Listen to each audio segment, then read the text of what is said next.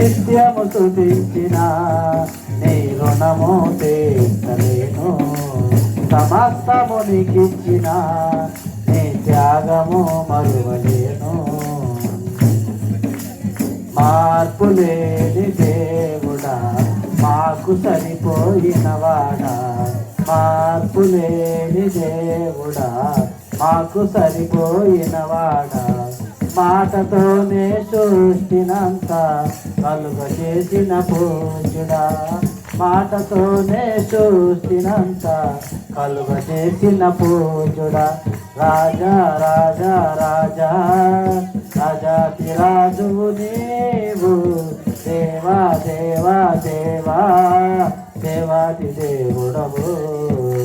నిత్యము స్తుతించిన నీ రుణము తీర్చునని నేననుకొనని భీకర కార్యములు ఊహించలేని నవూహకు అందని గొప్ప మేలులు ఇది జరుగునని నేననుకొనని భీకర కార్యములు ఊహించలేని నవూహకు అందని గొప్ప మేలులు చేయగలవాడవు గొప్ప దేవుడవు సర్వశక్తుడవు సమర్థుడవు నీవు చేయగలవాడవు గొప్ప దేవుడవు సర్వశక్తుడవు సమర్థుడవు నీవు.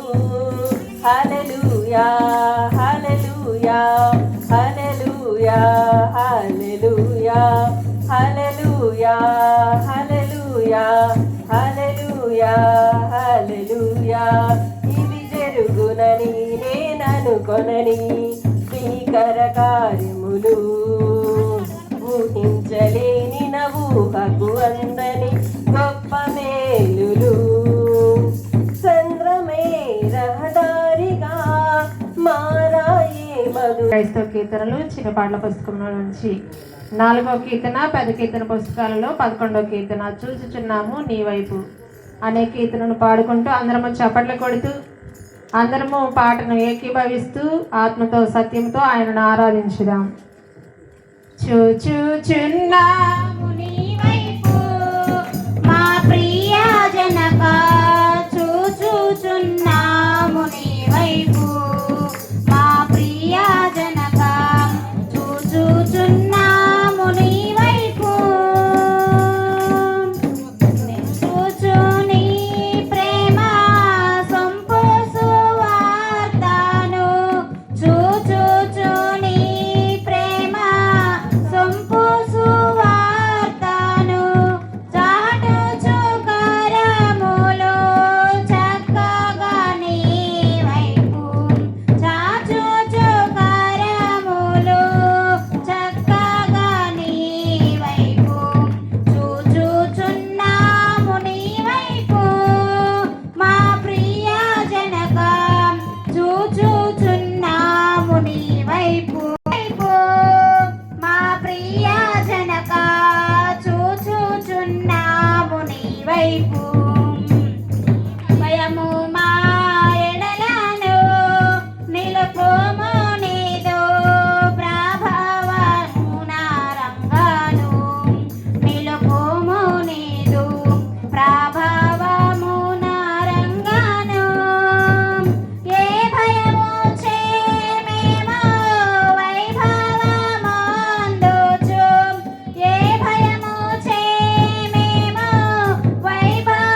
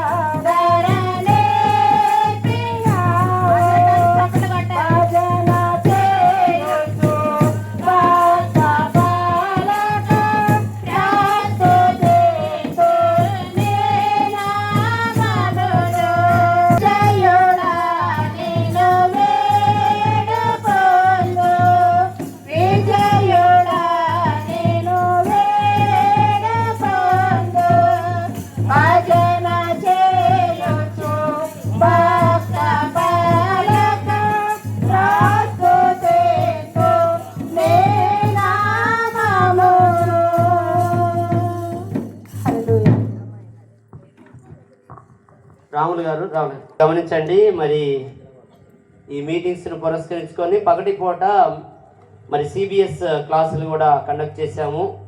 పిల్లలకి పోటీలు కూడా కండక్ట్ చేశాము. వాక్యాలు, కంఠస్థ వాక్యాలు, అదేవిధంగా డ్రాయింగ్ కాంపిటీషన్. నేనేం పడుకోలేదు, పొగులు పూట కూడా నా పని నేను చేస్తూనే ఉన్నాను చిన్నపిల్లల కోసం. కాబట్టి వారికి కొన్ని ప్రైజులు కూడా మరి first prize, second prize, third prize ఉంటా ఉంది. మరి ఈరోజు ఫస్ట్ ప్రైజ్ వరకు ఇస్తాను, తర్వాత రేపు చర్చి ప్రతిష్ఠ రోజు మరి సెకండ్ ప్రైజ్, థర్డ్ ప్రైజ్ కూడా అనౌన్స్ చేస్తాను. ఫస్ట్ రోజు హోప్ అనేటువంటి ఈ పెయింటింగ్ కాంపిటీషను సిబిసి క్లాస్లో కండక్ట్ చేసాం. ఫస్ట్ ప్రైజ్ శ్రాష్ట అందరు చప్పట్లు కొడదాం.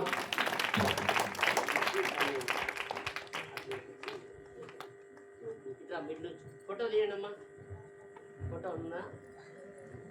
చప్పట్లు కొట్టాలి అందరూ. అది పాప థ్యాంక్ యూ చెప్పు. అదేవిధంగా రెండవ రోజు అయిపోయిందా? రెండు పట్టుకో, మీ తాత ఫోటో తీస్తున్నాడు నుంచో. సెకండ్ డే పట్టుకో, ఇట్లా పట్టుకో, అట్లా పట్టుకో. ఓకేనా? ఓకే. జ్యోత్స్న ఉందా?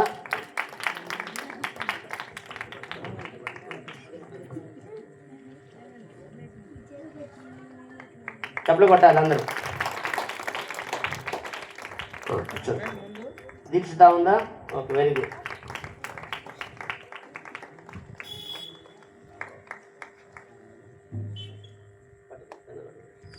చప్పట్లు కొట్టాలి. తీయట్లేదు, ఫోటోలు తీస్తున్నారా? కంఠస్థ వాక్యాలు ఈరోజు కండక్ట్ చేశారు. నేను కాదు, వాళ్ళే కండక్ట్ చేశారు. నాలో స్వార్థం ఏం లేదు. నాని ఉన్నాడా? నాని బాగా కంఠస్థ వాక్యాలు చెప్పాడు. ఇప్పుడు ప్రైజ్ తీసుకోవడం కాదు, ఇప్పుడు ఏది కండక్ట్ అని చెప్పాడు వాడు ఇప్పుడు చెప్పాలి, లేకపోతే పెన్ను లాక్కుంటా. నేర్చుకున్నాయి రెండు ఈరోజు చెప్పింది. కాగా వినుట వలన విశ్వాసము కలుగును, వినుట క్రీస్తు గురించి మాట్లాడడం వలన కలుగును. రోమపత్రిక 10:17. కాబట్టి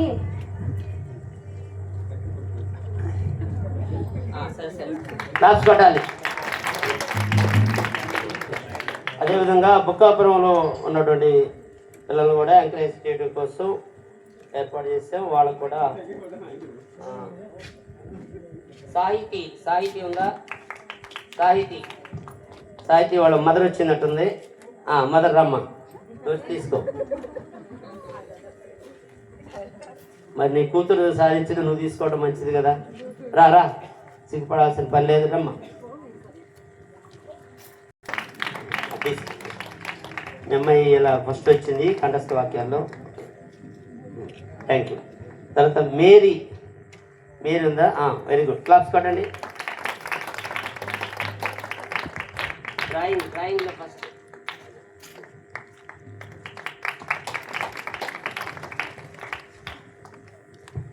తర్వాత ఎస్తేర్ ఉందా?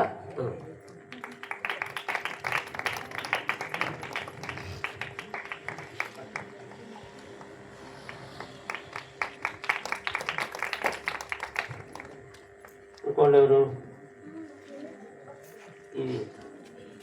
ఇది కూడా సాహితీ, గేరా సాహితీ. ఈరోజు ఉందా? మళ్ళీ రావాలి వాళ్ళు మాత్రం కాదు. నేను రాలేనంటే కుదరదు.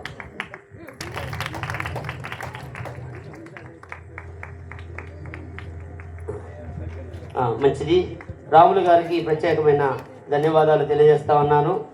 మరి మీటింగ్స్ ప్రారంభించాం, భోజన కార్యక్రమాల వరకే చూస్తున్నారు.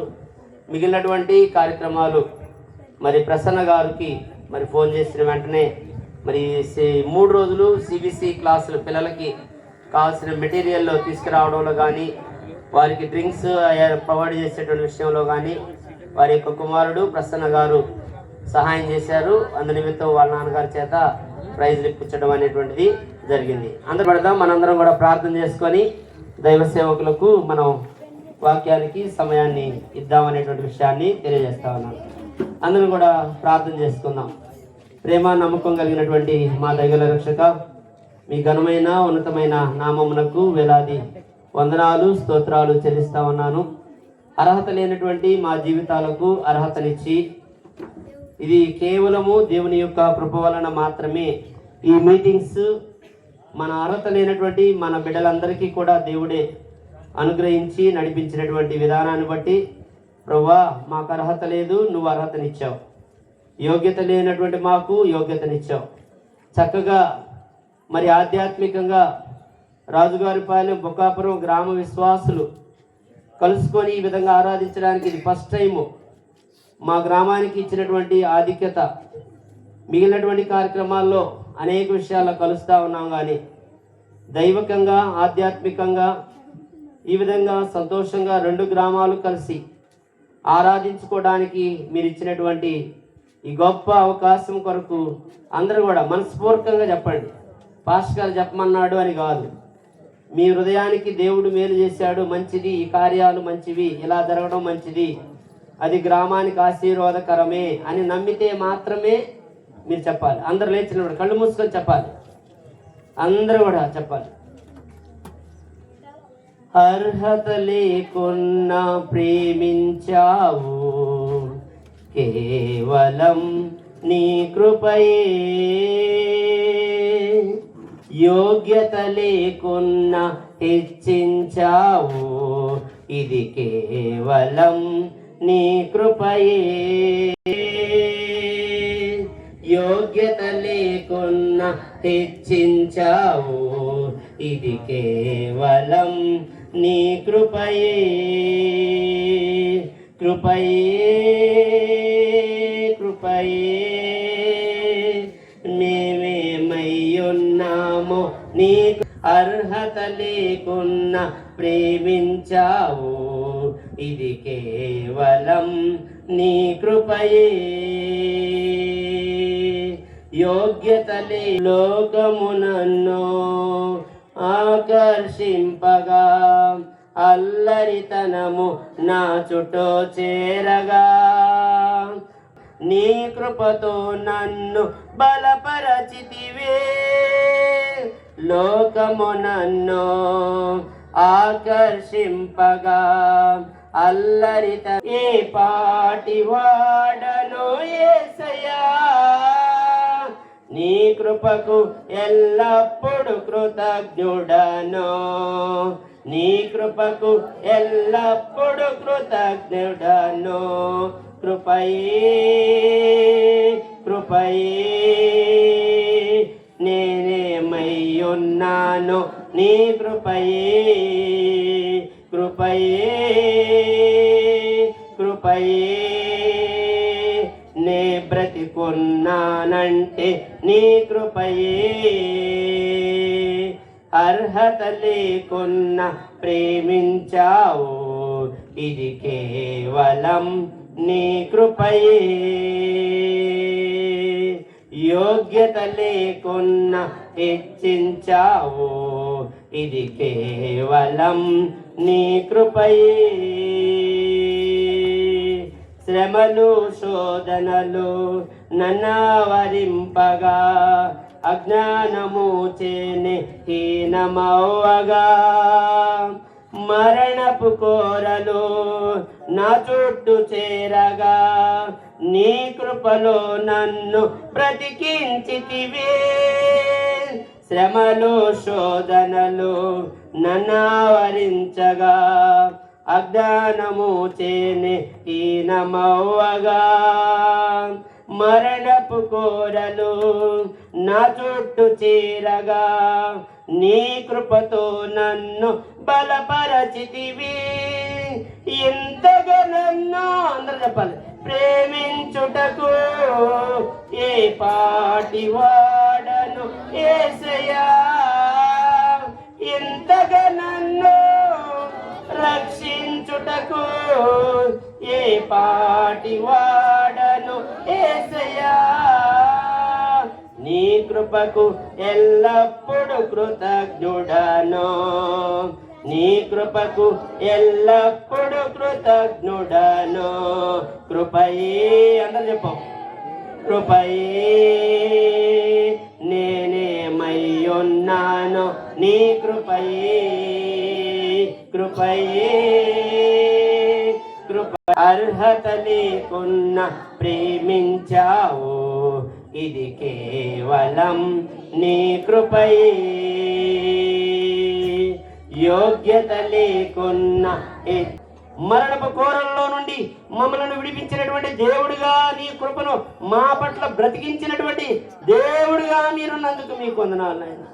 ఈలోకి సంబంధమైనటువంటి ఆకర్షణలకు ప్రభా తండ్రి మా జీవితాలు మరి అల్లరి పాలు అయిపోయినటువంటి పరిస్థితుల్లో ఓ ప్రభా తండ్రి లోకపు అల్లరి పాలైపోయాం ఆకర్షణలకు ఈలోక సంబంధమైనటువంటి ప్రభా తండ్రి మందు తాగేటువంటి పరిస్థితులు వ్యభిచార పరిస్థితులతో ప్రభా తండ్రి అల్లరితనము మా కుటుంబం అంతా అందరూ కూడా ప్రభా చీకొట్టినటువంటి సందర్భం ఓటమిలో మా బ్రతుకులున్నప్పుడు హేళనగా మేము ఉండిపోయినప్పుడు నీ కృప మమ్మల్ని నుండి ప్రభా తండ్రి వెడలిపోలేదు నాయనా.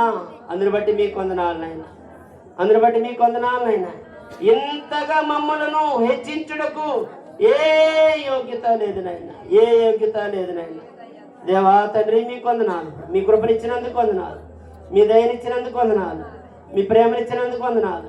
ఇంతగా మీరు మమ్మల్ని ప్రేమించి ఇన్ని గొప్ప కార్యాలు దేవా తండ్రి నీ సంఘంలో నీ బిడ్డలను బాగు చేయడానికి నీ కుటుంబాలను బాగు చేయడానికి సంఘాన్ని బాగు చేయడానికి దేవా తండ్రి మీరు నిలబడితే ఇంకా అర్థం చేసుకొని రాతి బండల్లాగా మిగిలిపోయినటువంటి వారు రాతి బండ మీద పోసిన నీళ్లులాగా మా జీవితాలు మిగిలిపోతే ప్రభాతం ఈ అలవాట్ల నుండి మమ్మల్ని ఎవడు విడిపిస్తాడు నాయన. ఈ అలవాటు తప్పు అని చెప్పగలిగినటువంటి వాడు ఎవరు నాయన? దేవుని వాక్యము మాత్రమే. దేవుని వాక్యము మాత్రమే ప్రభాతం. ఎంతగా ప్రభాతం అప్పుల పాలైపోతా ఉన్నారు దేవా తండ్రి. ఎంతగా ప్రభా తండ్రి అల్లాడిపోయేటువంటి పరిస్థితి ఉన్నా కూడా ఏ మాత్రం భయం లేకుండా మళ్ళీ అదే పాపంలో డొల్లాడేటువంటి పరిస్థితి దేవా తండ్రి. వధువరుల మీద రావాల్సినటువంటి ఆశీర్వాదాలు మా చెడ్డ ప్రవర్తన వల్ల మేమే వాళ్ళ నెత్తిన నిప్పులు పోస్తా ఉన్నాం. మా సాంప్రదాయాల వల్ల జనం ఏమనుకుంటారేమోనని జనం కోసం భయపడి చేసే కార్యక్రమాలు వధువరులకు రావాల్సిన ఆశీర్వాదాలు ఆలస్యం అవుతున్న విషయం గమనించలేక ఇంకా అదే మురికిలో కొట్టుకులాడేటువంటి పరిస్థితుల్లో మేము ఉంటా ఉంటే ఇంకా మమ్మల్ని ఎవడు కాపాడగలడు ప్రభాతని. నా అలవాట్లు, నా ఆచారం, నా మాట తీరు ప్రభాతని మా బిడ్డలు విడిపోయేటువంటి పరిస్థితి దాకా వస్తూ ఉన్నాయంటే నేను ఇంకా సరి చేసుకోలేకపోతే నా పాపం నా బిడ్డల మీద పనిచేస్తూ ఉంటే తెలిసి తెలిసి కూడా ఇంకా అదే మురికిలో డొల్లాడేటువంటి పరిస్థితి ఉంటే ఇంకా నన్ను బాగు చేయగలిగినటువంటి వాడేవాడు ప్రభా. దేవా తండ్రి క్షమించండి. ఎన్నో తప్పుడు ఆచారాలు ప్రభా తండ్రి, నీతి లేకుండా దేవుని బలలో పాల్గొంటా ఉండేటువంటి విధానం నన్ను చూసి అనేక మంది నవ్వుతూ ఉన్నారు ప్రభా తండ్రి. ఇలాంటి వాళ్ళగా నువ్వు బల్లనిచ్చేది? వాళ్ళు మాట్లాడే మాటలు నువ్వు వింటా ఉన్నావా? బూతులతో కూడినటువంటి మాటలు మాట్లాడి వచ్చి చేతగాని పాస్టర్ చేసేస్తా ఉన్నారు. బల్లిస్తావా చస్తావా అని ప్రవర్తన దిద్దుకోకుండా బలలో పాల్గొంటూ దేవునిని అవమానపరుస్తూ ఉన్నటువంటి బతుకులు ప్రభా తండ్రి. దేవా తండ్రి క్షమించండి నాయన. మార్చండి ప్రభా, బుద్ధి మార్చండి నాయన. పాస్టర్ గారికి కాదు నాయన భయపడాల్సింది, దేవుని ఉగ్రతకు భయపడేటువంటి వారుగా మాత్రమే చేయండి నాయన. వాడేం చేస్తాడులే, వాడేమంటాడులే. దేవా తండ్రి బ్రతుకు దిద్దుకోకుండా నీ బలలో పాల్గొంటే శాపకరమైనటువంటి వారుగా కూడా అయ్యేటువంటి కుటుంబాలుగా ఉంటాయి కదా ప్రభా. దేవా తండ్రి నిండైనటువంటి ఆత్మను దయచేయండి. కృపనాయన, కృపనాయన. ఇంకా బ్రతికున్నామంటే కృపనాయన. ఓటముల్లో మమ్మల్ని బలపరిచినటువంటి దేవుడు నాయన. అలాడిపోతూ ఉన్నాడు శ్రమల్లో నుండి మమ్మల్ని కాపాడినటువంటి దేవుడు నాయన. సహాయం చేయండి, సహాయం చేయండి. శ్రమలు శోధనలు నన్నావరింపగా అజ్ఞానము చేనే హీనమవ్వగా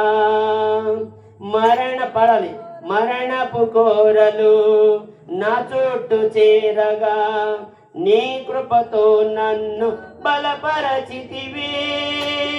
శ్రమలు శోధనలు నన్నవరింపగా అజ్ఞానము చేనే ఈనమవ్వగా మరణపు కోరలు నా చుట్టూ చేరగా నీ కృపతో నన్ను బలపరచితివి. ఇంతగా నన్ను ప్రేమించుటకు ఏ పాటి వాడను యేసయ్యా. ఇంతగా నన్ను రక్షించుటకు ఏ పాటి వాడను యేసయ్యా. నీ కృపకు ఎల్లప్పుడు కృతజ్ఞుడను, నీ కృపకు ఎల్లప్పుడు కృతజ్ఞుడను. కృపయే కృపయే నేనేమయ్యున్నాను నీ కృపయే. కృపే మా జీవితాలకు అర్హత ఇచ్చినటువంటి దేవుడుగా మమ్మల్ని ప్రేమించావు. మా గ్రామంలో మొట్టమొదటిసారిగా ప్రభా ఇంత గొప్పగా ఓపెన్ మీటింగ్స్ జరగడానికి ప్రభా తండ్రి బిడ్డలందరినీ కూడా ఐక్యపరచుకున్నందుకు మీకు వందనాలు ప్రభా. సహకరిస్తున్నటువంటి సంఘ పెద్దలను బట్టి వందనాలు ప్రభా తండ్రి. స్త్రీల సమాజ వారిని బట్టి వందనాలు ప్రభా. యూత్ వారందరిని బట్టి వందనాలు ప్రభా. ప్రతి కుటుంబాన్ని బట్టి పేరు పేరున దీవిస్తూ ఉండండి ఆయన. సహాయం చేయండి. ఇంకను అనేకమైన మేలులతో రాజుగారి పాలెం ప్యారిష్ బిడ్డలను నిండారుగా ఆశ్రయించి బుద్ధి కలిగి జీవించేటువంటి వారుగా, దేవుని వాక్యానికి లోబడేటువంటి వారుగా, దేవతాన్ని ఖండించబడినటువంటి విషయాల్లో మనసు పెట్టి ఆలోచించేటువంటి వారుగా ఉండగలగడానికి, పాపం నుండి దూరంగా పారిపోయేటువంటి వారుగా ఉండగలగడానికి, ఈ మీటింగ్స్ని బిడ్డలకు మేలుగా, వారి కుటుంబాలకు మేలుగా, వారి బిడ్డల జీవితాలు ఆశ్రయించబడేటువంటివిగా, అనేక మందికి ప్రభు ఉద్యోగాలు కలిగేటువంటి విధముగా మీ నిండైన దీవెనల ఆశీర్వాదాలు బిడ్డలందరి కుటుంబాలపై తోడుగా ఉండి నడిపించి సాయం చేసి స్థిరపరచి భద్రపరచమని యేసు నామంలో అడిగి వేడుకొని బ్రతిమలాడుకొంచున్నాను నా గొప్ప తండ్రి. ఆమేన్ ఆమేన్. దయచేసి అందరము కూర్చుందాం. మంచిది. ప్రియమైన దేవుని బిడ్డలారా, అతి ప్రాముఖ్యమైనటువంటి సమయంలోనికి వచ్చాం దేవుని వాక్యాన్ని వినడానికి.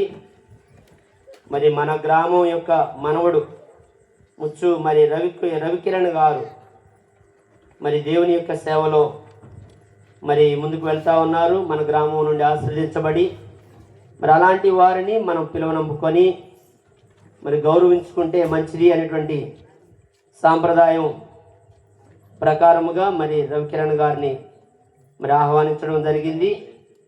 కనుక మీరు పెరిగినటువంటి గ్రామం, మీ బిడ్డలు ఏమనుకున్నా కానీ ఉన్నది ఉన్నట్టుగా చెప్పండి. వారి మనస్సులు మారి దేవుని వైపు, నిండైనటువంటి ఆశీర్వాదాల వైపు వెళ్ళినట్లుగా దేవుడు మిమ్మల్ని పరిశుద్ధాత్మ చేత నింపబడును గాక. ఆమేన్. సమయాన్ని రవికిరణ్ గారికి అప్పచెప్తా ఉన్నాను. దేవుని వాక్యాన్ని అందించవలసింది తెలుసు.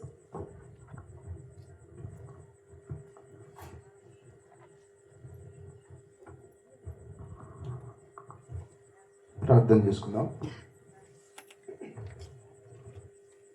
మహాపరిశుద్ధుడు వగు తండ్రి, సర్వోన్నతుడా, మీకు స్తోత్రాలు చెల్లిస్తున్నాం. ఈ రోజున ఇంత గొప్ప అవకాశాన్ని మాకందరికీ అనుగ్రహించినందుకు స్తోత్రాలు. అమూల్యమైనటువంటి మీ వాక్యము మా జీవితాలను వెలిగించేది, పరలోక రాజ్యానికి మమ్మల్ని నడిపించేది. అలాంటి జీవము కలిగిన వాక్యాన్ని నేర్చుకోబోతూ ఉండగా మా అందరికీ సహాయం చేయండి. వాక్యాన్ని వివరిస్తున్నటువంటి నన్ను జ్ఞాపకం చేసుకుని ఆత్మతో నింపండి. వాక్యం వింటున్న ప్రతి ఒక్కరి హృదయాలు తెరిచి వాక్యాన్ని హృదయంలో భద్రపరిచి మీరే మహిమ పొందమని యేసయ్య పరిశుద్ధమైన నామములో ప్రార్థించి అడిగి వేడుకుంటున్నాం తండ్రి. ఆమేన్. మంచిది. ప్రభువైన యేసుక్రీస్తు నామములో కూడి వచ్చిన ప్రతి ఒక్కరికి హృదయపూర్వక వందనాలు తెలియజేస్తున్నాను. అలాగే ప్రత్యేకంగా సేవకులకు, సంఘ పెద్దలకు అందరికీ కూడా పేరు పేరున హృదయపూర్వక వందనాలు ప్రభునామంలో తెలియజేస్తున్నాను. మొదటిగా ఒక 2 విషయాలు చెప్పేసి వాక్యంలోకి వెళ్దాం. అందరినీ పేరు పేరున అందరు తెలిసిన వాళ్ళే. నాకు ఇక్కడ నేను నిక్కర్లు వేసుకుని తిరుగుతున్న కాలం నుంచి నన్ను చూశారు. కొన్నాళ్ళుగా నేను ఇక్కడ లేను అంతే. ఇక్కడ నుంచి వెళ్ళిన నన్ను ప్రభు పిలిచాడు. దేవుని పరిచర్యలో వాడుకోవడానికి ప్రత్యేకపరిచాడు. ఈ రోజున ఒక ప్రత్యేకమైన స్థానంలో నిలవబెట్టి ఒక సంఘాన్ని స్థాపించి గత 5 సంవత్సరాలుగా దేవుని ఆత్మ మందిరం అనేటటువంటి సంఘాన్ని ప్రభు నా ద్వారా నడిపిస్తూ ఉన్నాడు. అలాగే ఒక యూట్యూబ్ ఛానల్ ఉంది, అందులో ఒక 7 షార్ట్ ఫిలిమ్స్ కూడా చేశాం. చాలామంది దాని ద్వారా బలపరచబడ్డారు. ఈ రోజున మీ మధ్యలో నిలబడి దేవుని వాక్యాన్ని ప్రకటించేటటువంటి ఈ గొప్ప అవకాశాన్ని బట్టి నా జీవితంలో ఇది మరచిపోలేని దినంగా నిలిచిపోద్ది. ఇది ఖచ్చితంగా సత్యం. ఎక్కడైతే నా జీవితం మొదలైందో, చిన్నప్పుడు నేను చేసినటువంటి తప్పులు, మాట్లాడినటువంటి తప్పు మాటలు అన్నీ తెలుసు మీకు. కానీ ఈ రోజున అదే నోటితోటి దేవుడు పరిశుద్ధమైన మాటలు మాట్లాడడానికి మీ మధ్యన నిలబెట్టడం అనేది అది దేవుడిచ్చినటువంటి గొప్ప ఆధిక్యత. రైట్, మంచిది. ఒక చిన్న వాక్య భాగాన్ని చదువుకుందాం. 1 యోహాను పత్రిక 1వ అధ్యాయము 10వ వచనాన్ని ఒకసారి చదవండి. చదవగలిగిన వాళ్ళు ఎవరైనా సరే మైక్ తీసుకుంటే కొంచెం మైక్లో చదవడానికి ప్రయత్నించండమ్మా. 1 యోహాను పత్రిక 1వ అధ్యాయము 10వ వచనాన్ని చదువుతున్నాం. మనము పాపము చేయలేదని చెప్పుకొనిన ఎడల ఆయనను అబద్ధికునిగా చేయువార మగుదుము, మరియు ఆయన వాక్యము మనలో ఉండదు. సరే, చూడండి, ఈ ప్రపంచంలో ఉన్న ప్రతి మానవుడు కూడా పాపం చేసిన వాడే. పాపం చేస్తున్నాం, పాపంలోనే బ్రతుకుతున్నాం, పాపంలోనే చనిపోకూడదు అనేదే దేవుని ఉద్దేశం. మనం అనుకుంటాం పరిశుద్ధంగా ఉన్నాము అని, మనం పాపం చేయట్లేదు అని. కానీ మన తల్లిదండ్రుల పాపం కూడా మన పైకి వస్తుంది. ఎన్ని తరాలు చెప్పగలుగుతారా మన తల్లిదండ్రులు చేసినటువంటి పాపం? దేవుడు చెప్పాడు, మనం పరిశుద్ధంగా ఉంటే మన పిల్లల మీదకి 1000 తరాల వరకు దేవుని కృప నిలిచి ఉంటుంది. అదే మనం పాపం చేసిన వారిగా ఉంటే 3-4 తరాల వరకు ఆ శాపం మన పిల్లల్ని వెంటాడుతూ ఉంటుంది అని. పాపం చేసిన మనందరం ఈ రోజున దేవుని సన్నిధిలో పరిశుద్ధులుగా ఉండాలి అనేది దేవుని ఉద్దేశం. ఇక్కడ కొన్ని విషయాలు మాట్లాడుకోవడానికి ప్రయత్నం చేద్దాం. నశించిన దాన్ని వెతికి రక్షించడానికి యేసుక్రీస్తు ప్రభు ఈ లోకానికి వచ్చాడు.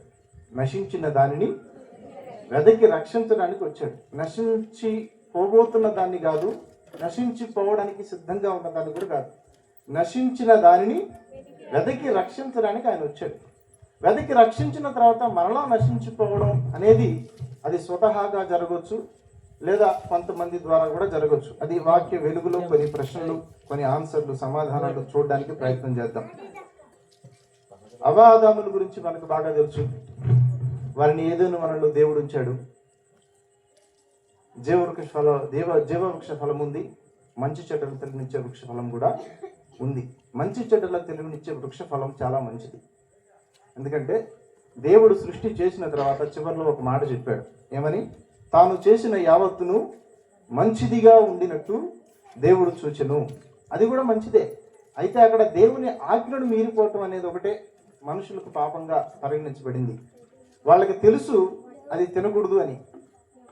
అయినప్పటికీ కూడా సాతాను శోధించడాన్ని బట్టి, సాతాను చెప్పినటువంటి మాయ మాటలను బట్టి అవ్వదిన్నది తర్వాత ఆదాముకి ఇచ్చింది. ఇవన్నీ మనం చిన్నప్పుడే సండే స్కూల్లో నేర్చుకున్నాం. ఒక మనిషి నశించిపోవడానికి మూల కారణం ఏంటంటే ఆదాములు చేసినటువంటి పాపం మనల్ని వెంటాడుతుంది. కాబట్టి ఈ వాక్య ఆధారాలు చాలా ఉన్నాయి. ఈరోజు మన సబ్జెక్ట్ వేరు కాబట్టి దాని గురించి నేను డీప్గా చెప్పదలుచుకోవట్లేదు.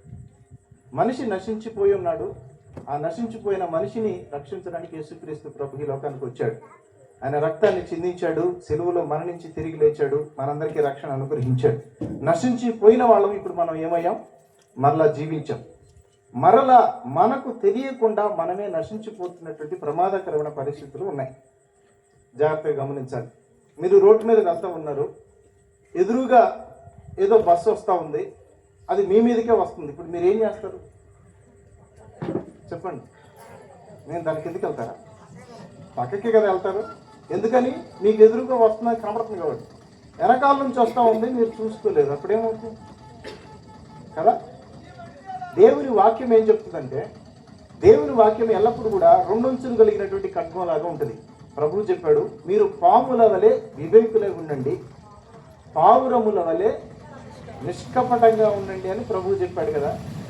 మనల్ని ఎవరో నాశనం చేయడం అనేది ఒక పద్ధతి, లేదా అతిగా మనం ఎవరినైనా నమ్మి మోసపోవడం అనేది అది వేరే పద్ధతి. కానీ మనల్ని మనమే నాశనం చేసుకునేటటువంటి ప్రక్రియ ఒకటి సంఘాలలో జరుగుతూ ఉంది. దీని గురించి ఈరోజు మనం ప్రత్యేకంగా తెలుసుకోవడానికి ప్రయత్నం చేద్దాం. చదువుతారా? యూదా పత్రిక 1వ అధ్యాయము 10వ వచనాన్ని చదువు. నేను కొంచెం వాక్య చదవండి. వీరైతే తాము గ్రహింపని విషయములను గురించి దూషించు వారే వివేక శూన్యములకు మృగముల వలె వేటిని స్వాభావికముగా ఎరుగుదురు, వాటి వలన తమ్మును తాము నాశనము చేసుకునుచున్నారు. చూడండి, మనిషికి జ్ఞానం ఉంటే, మనిషి తనంతట తాను తనని రక్షించుకోగలిగే స్థితిలో ఉంటే, యేసుక్రీస్తు ప్రభు దైవ గ్రంథమైనటువంటి జ్ఞాన గ్రంథమైనటువంటి ఈ బైబిల్ గ్రంథాన్ని మనకి ఇచ్చేవాడు కాదు. ఎందుకంటే మనకి జ్ఞానం తెలుసు కాబట్టి. మనల్ని మనం రక్షించుకునే స్థితిలో కనుక ఉంటే యేసుక్రీస్తు ప్రభు ఈ లోకానికి వచ్చి మన కొరకు రక్తాన్ని చిందించేవాడు కాదు. అంటే ఇక్కడ మనం నేర్చుకోవాల్సిన విషయం, తెలుసుకోవాల్సిన విషయం ఏంటంటే, మనం అజ్ఞానంలో ఉన్నాం. దేవుడు చీకటి గల ప్రాంతంలో వెలుగును ప్రకాశింపజేయడానికి వచ్చాడు. చీకటిని నిండినటువంటి హృదయాలలో వెలుగు నింపడానికి యేసుక్రీస్తు ప్రభు ఈ లోకానికి వచ్చాడు. ఆయన చెప్తున్నటువంటి మాట, చూపిస్తున్నటువంటి మార్గం తప్ప వేరొక మార్గం లేదు. అందుకే ఆయన అన్నాడు, నా ద్వారా తప్ప ఎవడు కూడా తండ్రి వద్దకు రాలేడు అని. కానీ మనలో చాలా మంది కొన్ని పొరపాట్లు చేస్తూ ఉంటారు. దాని గురించే ఇక్కడ యూదా మాట్లాడుతూ ఉన్నాడు. వేటిని స్వాభావికముగా ఎరుగుదురో వాటి వలన తమ్మును తాము నాశనము చేసుకొనుచున్నారు. ఇందాక నేను 2 పాయింట్లు చెప్పాను. మనం ఎవరినైనా నమ్మి నశించిపోవడం అదొక పద్ధతి, లేదా ఎవరైనా వచ్చి మనల్ని మోసం చేసి మనల్ని నాశనం చేయడం అదొక పద్ధతి. కానీ మనల్ని మనమే నాశనం చేసుకునేటటువంటి పద్ధతి జరుగుతూ ఉంది సంఘాలలో. దాని గురించే ఈరోజు ప్రత్యేకంగా నేర్చుకుంటున్నాం. మొదటి మాట ఏంటంటే, స్వాభావికముగా ఎరిగినటువంటి పద్ధతులను ఆచరించి తమ్మును తామే ఏం చేసుకుంటున్నారమ్మా? నాశనము చేసుకునిచున్నారు. ఒక 2 రెఫరెన్స్లు చదువుతాను, తర్వాత దీని గురించి నేను వివరంగా చెప్తాను. మత్తయి సువార్త 15వ అధ్యాయము 6 నుంచి 9 వచనాలు చదవండి కొంచెం త్వరగా. నేను కొంచెం రెఫరెన్స్లు ఎక్కువ తీసుకుంటూ ఉంటాను, చివరికి వచ్చేసరికి మీకు ఒక కంక్లూజన్ వస్తుంది. చదవండి అమ్మా. మీరు మీ పారంపర్యాచారము నిమిత్తమై దేవుని వాక్యమును నిరర్థకము చేయుచున్నారు. వేషధారులారా, ఈ ప్రజలు తమ పెదవులతో నన్ను ఘనపరచుదురు గాని వారి హృదయము నాకు దూరముగా ఉన్నది. మనుషులు కల్పించిన పద్ధతులు దైవోపదేశములని బోధించుచు వారు నన్ను వ్యర్థముగా ఆరాధించుచున్నారు. ఈ మాట ఎంత భయంకరంగా ఉందో గమనించండి. మనం సామాన్యంగా ఇక్కడ ఈ సంఘాన్ని చూసినప్పుడు నాకు ఒక ఆలోచన. నేను చిన్నప్పుడు ఎక్కువగా మగవాళ్ళు వచ్చేవాళ్ళు కాదు సంఘానికి. ఏదో 2-3 నాకు బాగా గుర్తుంది. ఏంటంటే కృపానందం తాతయ్య, తర్వాత బాబాయ్, ఇట్లా కొంతమంది వచ్చి పాటలు పాడుతూ ఉండేవాళ్ళు ముందు కూర్చొని. మగవాళ్ళు ఒక 3-4, మిగతా వాళ్ళందరూ చీరలు ముసుగులే. మగవాళ్ళు చాలా తక్కువ. కానీ ఇప్పుడు ఈ కాలంలో నేను వచ్చి చూసినప్పుడు చాలామంది పురుషులు కూడా దేవుని సంఘానికి రావడం, దేవుని వాక్యాన్ని వినడం, మార్పు చెందడం, పాత జీవితాన్ని విడిచిపెట్టి నూతన జీవితాన్ని ప్రారంభించడం నాకు చాలా సంతోషాన్ని ఇస్తారు. చాలా సంఘాలలో ఎక్కువ మంది స్త్రీలు ఉంటారు, పురుషులు తక్కువ ఉంటారు. కానీ ఈ సంఘంలో పురుషులు ఉన్నారు, స్త్రీలు కూడా ఉన్నారు. దేవునికి స్తోత్రం, హల్లెలూయా. చాలా సంతోషం. అందరూ మారడం, మార్పు చెందడం అనేది దేవుడు కోరుకుంటున్నాడు. సరే, మంచిది. ఇక్కడ యేసుక్రీస్తు ప్రభు చెప్తున్నాడు, మీరు ఆరాధిస్తున్నారు, కొన్ని పద్ధతులు, కొన్ని నియమాలు పెట్టుకుని నడుస్తున్నారు, కానీ అది దేవుని వాక్యానుసారమైన పద్ధతులు, నియమాలు కాదు. దేవుడు మనకు అందించినటువంటి పద్ధతులు, నియమాలు కాదు. మరేంటంట? అవి ఎక్కడి నుంచి వచ్చినాయి? కొంతమంది మనుషులు కల్పించినటువంటి పద్ధతులను తీసుకొచ్చి దేవుని వాక్యంలో కలుపుతున్నాం. మీకు తెలుసో లేదో, ప్రకటన గ్రంథం చివరిలో ఒక మాట ఏముంటుందో తెలుసా? దేవుని వాక్యము, దేవుని గ్రంథములో రాయబడినటువంటి మాటల్లో నుంచి చిన్న పొల్లైనా తీసేయకూడదు, దానికి కలపకూడదు. ఒకవేళ ఎవడైనా అలాగూ చేస్తే ఈ గ్రంథంలో రాయబడినటువంటి తెగుళ్ళన్నీ వాడికి సంభవించును అని వాక్యం స్పష్టంగా చదివిస్తుంది. గుర్తుపెట్టుకోవాలి. బయట ఉన్నటువంటి ఆచారాలను తీసుకొచ్చి సంఘంలో పెట్టకూడదు. సంఘంలో పాటించాల్సినటువంటి పద్ధతుల్ని మానుకోకూడదు. అందుకే పౌలు గారు ఒక చోట అన్నాడు, సంఘముగా కూడుకునుట మానుకోవద్దు. అలాగూ చేసి చాలామంది పాడైపోయారని చెప్తాడు. దేవుని రాకడ సమయం సమీపిస్తున్న పోదు మీరు ఏం చేయాలట, మరి ఎక్కువగా సంఘముగా కూడుకోవాలి. ఎందుకు సంఘంగా కూడుకునేది చెప్పండి? సంఘముగా ఎందుకు కూడుకుంటున్నాం మనం? చాలామంది పాటలు పాడటానికి అనుకుంటారు. కొంతమంది ఏదో ఆయన ఒక అరగంట గంట చెప్తాడు, అది వినిపోతే అయిపోతే అని అనుకుంటారు. మనం సంఘంగా కూడుకోవాల్సింది దేవుని వాక్యాన్ని నేర్చుకోవడానికి. దేవుని వాక్యాన్ని నేర్చుకున్న తర్వాత ఆ ప్రకారంగా నడుచుకోవడానికి సంఘంగా మనం కూడుకోవాలి. ఇది జరగాల్సిన పని. అయితే ఇక్కడ యేసుక్రీస్తు ప్రభు చెప్తున్నది ఏంటంటే, వీళ్ళు హృదయపూర్వకంగా నన్ను ఆరాధించలేకపోతున్నారు. సమరయ స్త్రీ గురించి మాట్లాడేటప్పుడు కూడా ప్రభు అంటాడు, ఆత్మతో సత్యముతో పూర్ణాత్మతో పూర్ణ హృదయంతో పూర్ణ మనస్సుతో ఆరాధించే వాళ్ళు కావాలని తండ్రి కోరుకుంటున్నాడు అని. మరి ఇప్పుడు ఈ ఆరాధన ఏమైపోతుందట? వ్యర్థమైపోతుంది. గొంతు పోయేదాకా పాట పాడాను, దేవుడు చీకొట్టాడు, ఉపయోగం ఏముంది? అందరికంటే ముందే వచ్చి కూర్చున్నాను, కానీ నాలో పరిశుద్ధత లేదు, ఉపయోగం ఏముంది? దేవుని వాక్యాన్ని మనస్ఫూర్తిగా వింటున్నాను, కానీ ఆ ప్రకారంగా నడుచుకోలేకపోతున్నాను, ఇంకా ఉపయోగం ఏముంది? అందుకే అంటున్నాడు, యెషయా గ్రంథంలో చదువుతారా? దేన్ని పట్టుకొని యేసుక్రీస్తు ప్రభు ఈ మాట చెప్తున్నాడు. యెషయా గ్రంథం 29:13 చదవండి ఒకసారి. యెషయా గ్రంథం 29వ అధ్యాయం 13వ వచనాన్ని చదువుతున్నాడు. ప్రభువు ఇలాగూ సెలవిచ్చుచున్నాడు, ఈ ప్రజలు నోటి మాటతో నా యొద్దకు వచ్చుచున్నారు, పెదవులతో నన్ను ఘనపరచుచున్నారు, కానీ తమ హృదయమును నాకు దూరముగా చేసుకున్నారు. వారు నా ఎడల చూపు భయభక్తులు మానవుల విధులను బట్టి వారు నేర్చుకున్నారు. గమనించాలి, ఒక మనిషి పుట్టినప్పటి నుంచి చనిపోయినాక మనం పాటిస్తుంది దేవుని వాక్యాన్ని కాదు. జాగ్రత్తగా వింటున్నారా? హల్లెలూయా, గట్టిగా చెప్పండి. నేనేం ఎంత మాటలు చెప్పట్లేదు, ఉన్న మాటలు చెప్తున్నాను. మనం మనిషి పుట్టినప్పటి నుంచి చనిపోయి పాతి పెట్టేదాన్ని కూడా మనం దేవుని వాక్యాన్ని పాటించట్లేదు. చనిపోయిన తర్వాత, అంటే ఒక ఉదాహరణ చెప్తాను, చనిపోయిన తర్వాత పెట్టెలో పెట్టి లోపల పెట్టిన తర్వాత మనం ఒక పని చేస్తాం. ఏంటది? కాళ్ళకు కట్టిన కట్లు కట్ చేస్తాం, మడతాలు కట్ చేస్తాం. ఎక్కడిది ఇది? ఎవరికి కట్ చేశారు అలాగా? ఎవరికి చేశారు అలాగా? చిన్నపిల్లలు పుడతారు, చిన్నపిల్లలు ఉంటారు, అందంగా ఉంటారు. దేవుని బహుమానమే కుమారులు కుమార్తెలు కదా. మీరు తెలుగు బైబిల్లో చూస్తే రైట్, దేవునికి స్తోత్రం, హల్లెలూయా. రైట్, కొంచెం సౌండ్ తగ్గించండి. రైట్, చిన్నపిల్లలు దేవుడిచ్చే బహుమానం కదండి. మనల్ని రక్షిస్తుంది దేవుడా, లేకపోతే ఇంకేదైనా పద్ధతులా? చిన్నపిల్లలు పుట్టి చాలా అందంగా ఉంటారు, వాళ్ళని ముద్దు పెట్టుకో అనిపించింది. బుగ్గన ఒక చుక్క పెడతారు, ఇక్కడ ఒక చుక్క పెడతారు, కాళ్ళకి ఏదో కడతారు. ఇవన్నీ ఎందుకు కడుతున్నాం మనం చెప్పండి? దేవుని వాక్యంలో ఎక్కడుందో నాకు ఒక రెఫరెన్స్ చూపించండి. కానీ మనం దాన్ని పాటిస్తాం. ఇంటి ముందు ఎనప కడ్డీలు వేస్తాం, అంటే దెయ్యాలు దాటుకొని రాలేవా ఇంట్లోకి? నాకు ఆలోచన. ఒక ఇంట్లోకి నేను ప్రార్థన చేయడానికని వెళ్తా ఉన్నా. వెళ్తుంటే కొద్ది గుమ్మం కిందకు ఉంది, నేను చూసుకోకుండా అట్లా తలంచి వెళ్తే తలలో ముళ్ళు గుచ్చుకుంది. పైన అక్కడ ముళ్ళు ఉందని చెప్పి పైకి చూస్తే గారమంటలు పెట్టున్నాయి అక్కడ. ఏంటమ్మా ఇది అని అడిగితే అదంతేనండి, ప్రార్థనకి వెళ్తున్నారు కదా, బాప్తిసం తీసుకున్నారు కదా, మరేంటి ఇంకా ఇది? మిమ్మల్ని రక్షించేది దేవుడా లేకపోతే ఈ ఆచారమా అని అడిగాను నేను. వాళ్ళు నా ముందు ఒప్పుదీశారు, మళ్ళీ తెల్లారు మళ్ళీ కట్టేసుకున్నారు. మీరు అర్థం చేసుకోవాలి, మనము పెదవులతో దేవుణ్ణి ఆరాధిస్తున్నాం, దేవుని సన్నిధికి వచ్చి దేవుణ్ణి నోటితో గణపరుస్తున్నాం, కానీ మన హృదయము దేవునికి దూరంగా వెళ్ళిపోయింది. మన ఆచారాలు మనల్ని దేవునికి దూరంగా చేస్తున్నాయి.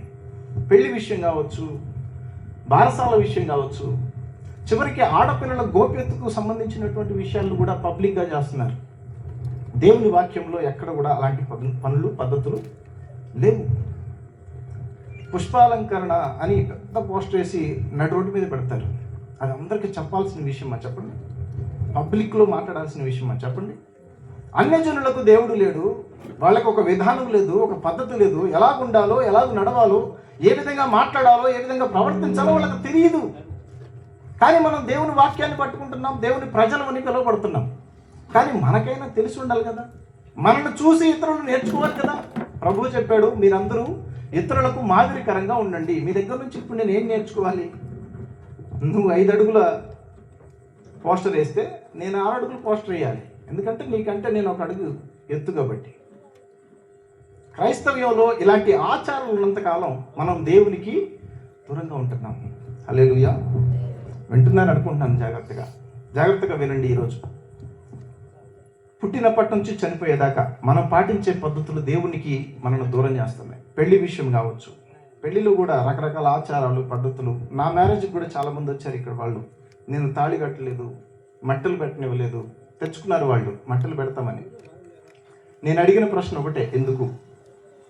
దేవుని వాక్యాన్ని చదివేటప్పుడు అందరూ బైబిల్ తీసి చదివేస్తారు, కానీ 5W1H అని ఒక రూల్ ఉంటుంది. వాక్యం చదవాలంటే, ఒక మాటను మీరు చదవాలంటే వాక్యంలో 5W1H అంటారు. ఒక రూల్ ఉంటుంది. ఎందుకు, ఏమిటి, ఎలా, ఎవరు, ఎప్పుడు అనే కొన్ని సూత్రాలు ఉంటాయి. ఎవరు మాట్లాడుతున్నారు, ఎప్పుడు మాట్లాడుతున్నారు, ఎవరితో మాట్లాడుతున్నారు, ఎందుకు మాట్లాడుతున్నారు, ఏ సమయంలో మాట్లాడుతున్నారు, ఇవన్నీ దాంట్లో అప్లై చేసిన తర్వాత అప్పుడు ఆ వచనానికి ఉన్నటువంటి విలువ, ఆ వచనంలో ఉన్నటువంటి సరైన అర్థం మనకు అర్థమవుతుంది. అలాగే నాకు కూడా ప్రశ్నించడం నేర్చుకున్నా బైబిల్ చదివిన తర్వాత. నేను ఇక్కడ నుంచి వెళ్ళడం మీకు తెలుసు. వెళ్ళిన తర్వాత ప్రభు నన్ను పిలవడం, ఒక 2 సంవత్సరాల పాటు నేను వేరే పని పెట్టుకోలేదు, ఏ పనికి వెళ్ళలేదు, ఇంట్లోంచి బయటికి కూడా వెళ్ళలేదు. కేవలం దేవుని వాక్యాన్ని పట్టుకొని చదవడమే 2 సంవత్సరాలు చేశా. 2 సంవత్సరాల తర్వాత బయటకు వచ్చా. చర్చికి వెళ్ళి కూర్చొని వాక్యం వెంట మొదలుపెట్టాను. వాక్యం ఒకలా ఉంది, ఎందుకంటే ఇప్పుడు నాకు వాక్యం తెలుసు కాబట్టి. అక్కడ చెప్తున్నటువంటి విధానము, వాళ్ళు నడుస్తున్నటువంటి పద్ధతి అంతా వేరుగా ఉంది. ఏంటిది అంటే, క్రైస్తవులే కదా, వాళ్ళ దగ్గర ఉన్నటువంటి బైబిలే కదా నా చేతులు కూడా ఉంది, నేనేమో కొత్త బైబిల్ చదివేశానా అనే డౌట్ వచ్చే అంతగా క్రైస్తవ్యంలో విధానాలు, పద్ధతులు మారిపోయినాయి. దీన్నే దేవుని వాక్యంలో స్పష్టంగా యెషయా గ్రంథంలో చదివాము, మత్తయి సువార్తలో చదివాము. దేవుడు ఏమంటున్నాడు?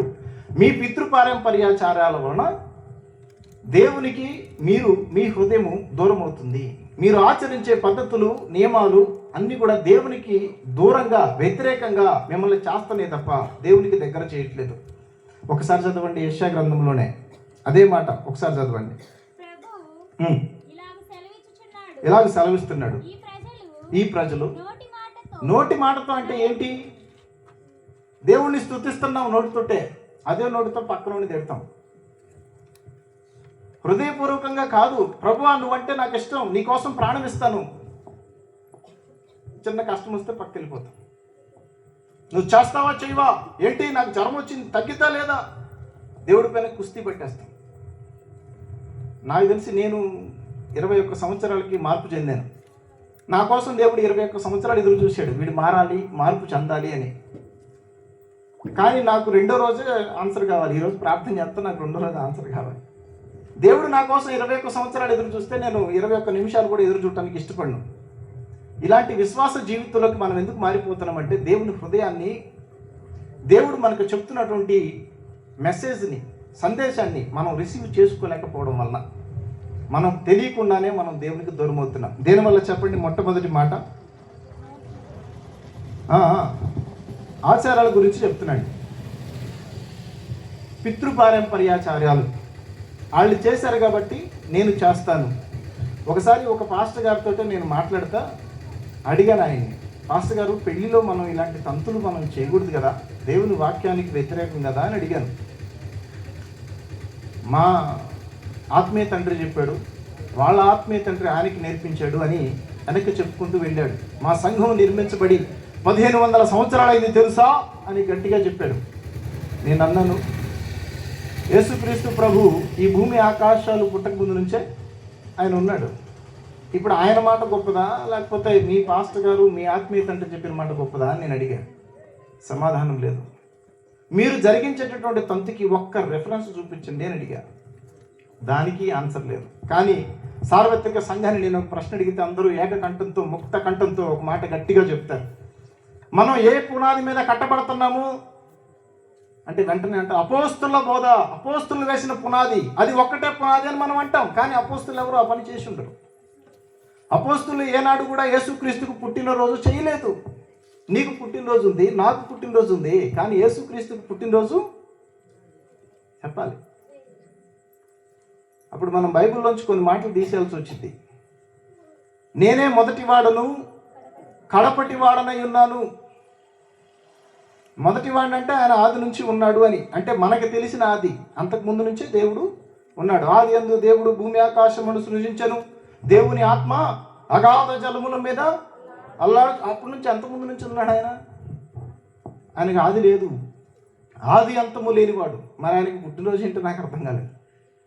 నాకు ఇప్పుడు 36 సంవత్సరాలు అన్నాను అనుకోండి, అంటే 36 సంవత్సరాల క్రితం నేను ఉన్నానా? నేను ఎవరో తెలుసా? మా అమ్మ మా నాన్నకు కూడా తెలియదు. నేను ఒకడిని ఉంటాను, నేను ఒకడిని పుడతాను, నా పేరు ఇది, నేను ఇట్లా ఉంటానని. అంటే ఉనికిలో లేనటువంటిది ఉనికిలోకి వచ్చినప్పుడు దాన్ని పుట్టడము అని అంటాం. యేసుక్రీస్తుకు పుట్టుకుంది అంటే అసలు మన విశ్వాసం దండగా. యేసుక్రీస్తు ప్రభు ఆది నుంచి ఉన్న దేవుడు, అంతము వరకు ఉండేవాడు, సదాకాలం ఉండేవాడు అని కనుక మనం నమ్మితే ఆయనకి పుట్టినరోజు చెయ్యం. బాలయేసు బాలయేసు అని పాటలు పాడతాం. నిజంగా దేవుడు బాలుడా? కాదు కదా. ఈ ఆచార సంబంధమైన పద్ధతులు, నియమాలు మనలో నుంచి ఎప్పుడైతే బయటకు వెళ్తాయో అప్పుడు దేవునికి మన హృదయం నచ్చింది. దావీదు దేవుని హృదయానుసారుడు అని పేరు పొందాడు. మనలో ఒక్కళ్ళకు కూడా అలాంటి పేరు రాకపోవచ్చు బహుశా, మనం కనుక ఆచారాలను పాటిస్తే. తాత ముత్తాతను వదిలిపెట్టండి, అంతకుముందు నేర్చుకున్న పద్ధతులను విడిచిపెట్టండి. యేసుక్రీస్తు ప్రభు ఏది నేర్పిస్తున్నాడో దేవుని వాక్యంలోంచి దాన్ని పాటించండి. మొట్టమొదటిగా మనం చేయాల్సిన పని ఏంటంటే ఆచారాలను, పితృపారంపర్యాచార్యాలను, ఆది నుంచి మనం జరిగిస్తూ వచ్చినటువంటి దేవుని వ్యతిరేకమైన కార్యాలను మనం విడిచిపెడితే మనం నశించుకోకుండా రక్షించబడతాం. హల్లెలూయా. రెండో మాట చదువుతారా? రెండో విషయం గురించి నేను చెప్తాను. 1 తిమోతి పత్రిక 6వ అధ్యాయము 9 నుంచి 10 వచనాలు చదవండి. 1 తిమోతి పత్రిక 6వ అధ్యాయము 9 నుంచి 10 వచనాలు. ధనవంతులగుటకు అపేక్షించువారు శోధనలోను, ఉరిలోను, అవివేకయుక్తములను, హానికరమునైన అనేక దురాశలలో పడుదురు. అట్టివి మనుషులను నష్టములను, నాశనములను ముంచివేయును. ఎందుకంటే ధనాపేక్ష సమస్తమైన కీడులకు మూలము. కొందరు దానిని ఆశించి విశ్వాసము నుంచి తొలగిపోయి నానా బాధలతో, చూడండి ఇక్కడ కూడా అదే మాట కనబడుతుంది, నానా బాధలతో తమ్మును తామే పొడుచుకున్నారు, నాశనం చేసుకున్నారు. ఆడెవడో వచ్చి నాశనం చేయలా, ఆడెవడో నేర్పించి మనల్ని నాశనం చేయలా, మోసం చేసి నాశనం చేయలా, మనంతట మనమే వెళ్ళి నాశనంలో పడిపోతున్నాం. దానికి కారణం ఏంటంట? ధనాపేక్ష సమస్తమైన కీడులకు మూలం. మన జీవితాలు నాశనం చేస్తుంది అదే. మనకు వచ్చే శోధనలు, కష్టాలు, ఇబ్బందులు దేనివల్ల కలుగుతున్నాయి అంటే ధనం పైన మనకున్నటువంటి ఆశ, కోరిక, ఇంకా సంపాదించాలి, ఏదో సంపాదించాలి. యేసుక్రీస్తు ప్రభు ఒక మాట అన్నాడు, ఎవడు కూడా సిరికిని దేవునికి దాసుడిగా ఉండనేరడు అని. దేవునికి నువ్వు దాసుడిగా ఉంటే ధనం పైన నీకు ఆశ ఉండకూడదు. భూమిపైన మీరు ధనాన్ని సమకూర్చుకోవద్దు. ఎందుకంటే ఇక్కడ దొంగలు ఉంటారు, దొంగతనం చేస్తారు, అది చిమ్మిట పుట్టిపోద్ది, తుప్పు పట్టిపోద్ది. కానీ పరలోక రాజ్యంలో మీరు ధనాన్ని సంపాదించుకుంటే అది శాశ్వతంగా నిలిచి ఉంటుంది అని యేసుక్రీస్తు ప్రభు చెప్పాడు. కానీ ఈ కాలంలో కూడా మనకి మొట్టమొదట కావాల్సింది ఏంటి? ధనం పైన ఆశ, కోరిక. వీటి వల్లే మనల్ని మనం నాశనం చేసుకుంటున్నాం. అందుకే వాక్యంలో స్పష్టంగా రాసింది, కొందరు దీనిని ఆశించి తమ్మును తామే పొడుచుకున్నారు, అంటే నాశనం చేసుకున్నారు, ఇబ్బందుల్లో పడిపోయారు అని. ఒక 2 వ్యక్తుల్ని నేను ఉదాహరణగా చెప్తా. ఒక మాట చదువుతారా? యోహాను సువార్త 12వ అధ్యాయం 6వ వచనాన్ని చదవండి. కొంచెం సమయాన్ని అడ్జస్ట్ చేసుకుందాం. 9:30కి సమయం ఇచ్చారు, 10:30 కల్లా ముగిచ్చేస్తారు. వాడిలాగూ చెప్పినది బీదల మీద శ్రద్ధ కలిగి కాదు, వాడు దొంగ అయ్యుండి తమ దగ్గర డబ్బు సంచి ఉన్నందున అందులో వేయబడినది దొంగిలించుచూ వచ్చాను కనుక అలాగూ చెప్పాను. నాకు బాగా గుర్తుంది, నేను చిన్నప్పుడు చర్చికి వచ్చేవాడిని కాదులే, కానీ పాటలు ఏదైనా దేవుడి పాటలు పెట్టినా కూడా ఇసుగ్గా చిరాగ్గా ఉండేది, వినాలనిపించేది కాదు. అంటే ఆ వయసు అలాంటిది, అంత అవగాహన లేదు. పైగా నాకు చెప్పేవాళ్ళు కూడా ఎవరు లేరు. మీ అందరికీ తెలుసు, ఇక్కడ ఏ పెళ్లి జరిగినా ఏ ఫంక్షన్ జరిగినా మొట్టమొదట డ్యాన్స్ చేసేవాడిని నేనే. సినిమా పాటలు అంటే అంత ఇష్టం, డ్యాన్స్లు వేస్తూ ఉండేవాడిని. దేవుడు పాటలు కానీ విధానం కానీ నాకు నచ్చేది కాదు. నేను చర్చిలోకి వచ్చాను అంటే కారణం ఒకటే, అందరూ కొబ్బరికాయలు తెస్తారు, కొడతారు. ఆ కొబ్బరికాయలు కోయడానికి మమ్మల్ని పెట్టేవాళ్ళు చిన్నపిల్లల్ని. అక్కడ మేము సగం కోసేవాళ్ళం, సగం తినేవాళ్ళం. దానికోసం వచ్చి చర్చిలో కూర్చునేవాడిని తప్ప దేవుని వాక్యాన్ని వినడానికి అనేది ఉండేది కాదు. ఈ సందర్భం చదివినప్పుడు నాకు అదే గుర్తొచ్చింది. రైట్, ఇస్కరియోతు యూదా. ఈ ఇస్కరియోతు యూదా ఎలాంటి వాడు? యేసుక్రీస్తు శిష్యుల్ని ఏర్పరచుకున్నప్పుడు ఒక 12 మందిని ప్రత్యేకించాడు. 12 మంది శిష్యులకి చెప్పాడు, మీకు 12 స్థానాలు నేను కల్పిస్తాను పరలోక రాజ్యంలో. 12 సింహాసనాలు మీ కొరకు ఎదురు చూస్తూ ఉన్నాయి, మీరు నాకు శిష్యులుగా ఉండండి అని చెప్పాడు. 12 మంది ఆయన వెంబడిస్తున్నారు, ఆయన బోధలు వింటున్నారు, ఆయన చేస్తున్నటువంటి స్వస్థతను కూడా వాళ్ళు కళ్ళారా చూస్తున్నారు. ఇంకొక మాటలో చెప్పాలంటే, ఒకానొక సందర్భంలో యేసుక్రీస్తు ప్రభు ఆయన శిష్యులకు అధికారం ఇస్తే వాళ్ళు కూడా స్వస్థతలు అద్భుతాలు చేశారు. అలాంటి గొప్ప స్థితిలో పరలోక రాజ్యంలో ఒక సింహాసనాన్ని ముందుగానే సంపాదించుకొని పెట్టుకున్నటువంటి ఇస్కరియోతు యూదా, అతనిలో ఉన్నటువంటి ఒకే ఒక లక్షణం ద్వారా అతను ఎంత భయంకరమైన స్థితిలో కూలిపోయాడో మనం ఆలోచన చేయాలి. ఆయనకు ఉన్నటువంటి హృదయంలో ఉన్నటువంటి ఆలోచన ఏంటో తెలుసా? ధనాపేక్ష. యేసుక్రీస్తు ప్రభువును పట్టిస్తే 30 వెండి నాణాలు ఇస్తామనగానే వెంటనే యేసుక్రీస్తు అడ్రస్ చెప్పేశాడు. డైరెక్ట్గా వెళ్ళి ఆయనకు ముద్దు పెట్టి అప్పగించేశాడు. అంతేకాదు యేసుక్రీస్తు ప్రభువట ఎవరైనా ఆయన సేవా పరిచర్య నిమిత్తం ఇచ్చినటువంటి కానుకలన్నీ కూడా సమకూర్చడానికి ఒక చోట ఉంచి ఒకళ్ళు మెయింటైన్ చేయడానికి, ఒక మాటలో చెప్పాలంటే ఇస్కరియోతు యూదా అకౌంటెంట్. ఆయన దగ్గరికే డబ్బులన్నీ వస్తాయి. అయితే అతను ఏం చేస్తున్నాడు? అతని హృదయంలో ఉన్నటువంటి ధనాపేక్షను బట్టి కొంత సొమ్ముని దొంగతనం చేసేవాడు, కొంత సొమ్మును మాత్రమే లెక్కలు చూపించేవాడు. ఈ ధనాపేక్షను బట్టి అతనికి రావాల్సినటువంటి అపోస్తలత్వాన్ని కోల్పోయాడు, పరలోక రాజ్యంలో ఉన్నటువంటి స్థానాన్ని కోల్పోయాడు. అందుకే అపోస్తల కార్యం 1వ అధ్యాయంలో మనం చూస్తే అంటాడు, తాను చేరుకోవలసినటువంటి స్థానాన్ని అతను కోల్పోయాను గనుక ఆ స్థానంలో మరి ఒకరిని నియమించాల్సినటువంటి సందర్భము ఆసన్నమైంది అని అపోస్తలు మాట్లాడుకోవడాన్ని మనం చూస్తాం. అతను చెట్టుకు ఉరివేసుకుని భయంకరంగా చనిపోయాడు. తల్లకిందులుగా కింద పడిపోతే పొట్ట పగిలిపోయి పేగులన్నీ బయటకు వచ్చేసి, ఆశీర్వాదకరమైన పరిస్థితిలో ఉండాల్సిన ఇంత దీనమైన స్థితికి ఎందుకు దిగజారిపోయాడు అంటే అతని హృదయంలో ఉన్నటువంటి ఏంటి చెప్పండి? ధనాపేక్ష. డబ్బును సంపాదించాలనే కోరిక అంత భయంకరమైనది. మీకు అందరికీ తెలిసిన విషయం అయి ఉండొచ్చు. అపోస్తల కార్యం 5వ అధ్యాయంలో 2 భార్యాభర్తలు కూడా కనిపిస్తారు. అననీయ అందరికి తెలిసిన విషయం కదా. వారు కూడా అలాగే డబ్బు విషయంలో ఆశపడి ఇద్దరు అదే రోజున చనిపోవడాన్ని మనం చూస్తాం. సరే, ఇంకొక వ్యక్తిని చూస్తాను. ఒక్క మాట చదువుతారా? 2వ రాజుల గ్రంథం 5వ అధ్యాయం 27వ వచనం. 2వ రాజుల గ్రంథము 5వ అధ్యాయము 27వ వచనం. త్వరగా చదవాలి. నయమానునకు కలిగినటువంటి కుష్టు నీకును నీ సంతతికిని సర్వకాలము అంటియుండును అని చెప్పగా, వాడు మంచు వలె తెల్లనైన కుష్ఠము కలిగి ఎలీషా ఎదుట నుంచి వెళ్ళిపోయాడు. గమనించాలి, ఎలీషా గొప్ప దైవజనుడిగా ఉన్నాడు. ఏలియా తర్వాత ఎలీషా మీదకి దేవుని ఆత్మ 200గా వచ్చింది. ఆయన గొప్ప దైవజనుడు. ఎన్నో అద్భుతాలు, ఆశ్చర్యాలు ఆయన ద్వారా చేయబడ్డాయి. దేవుడు ఆయన ద్వారా ఎంతగానో మహిమపరచబడ్డాడు.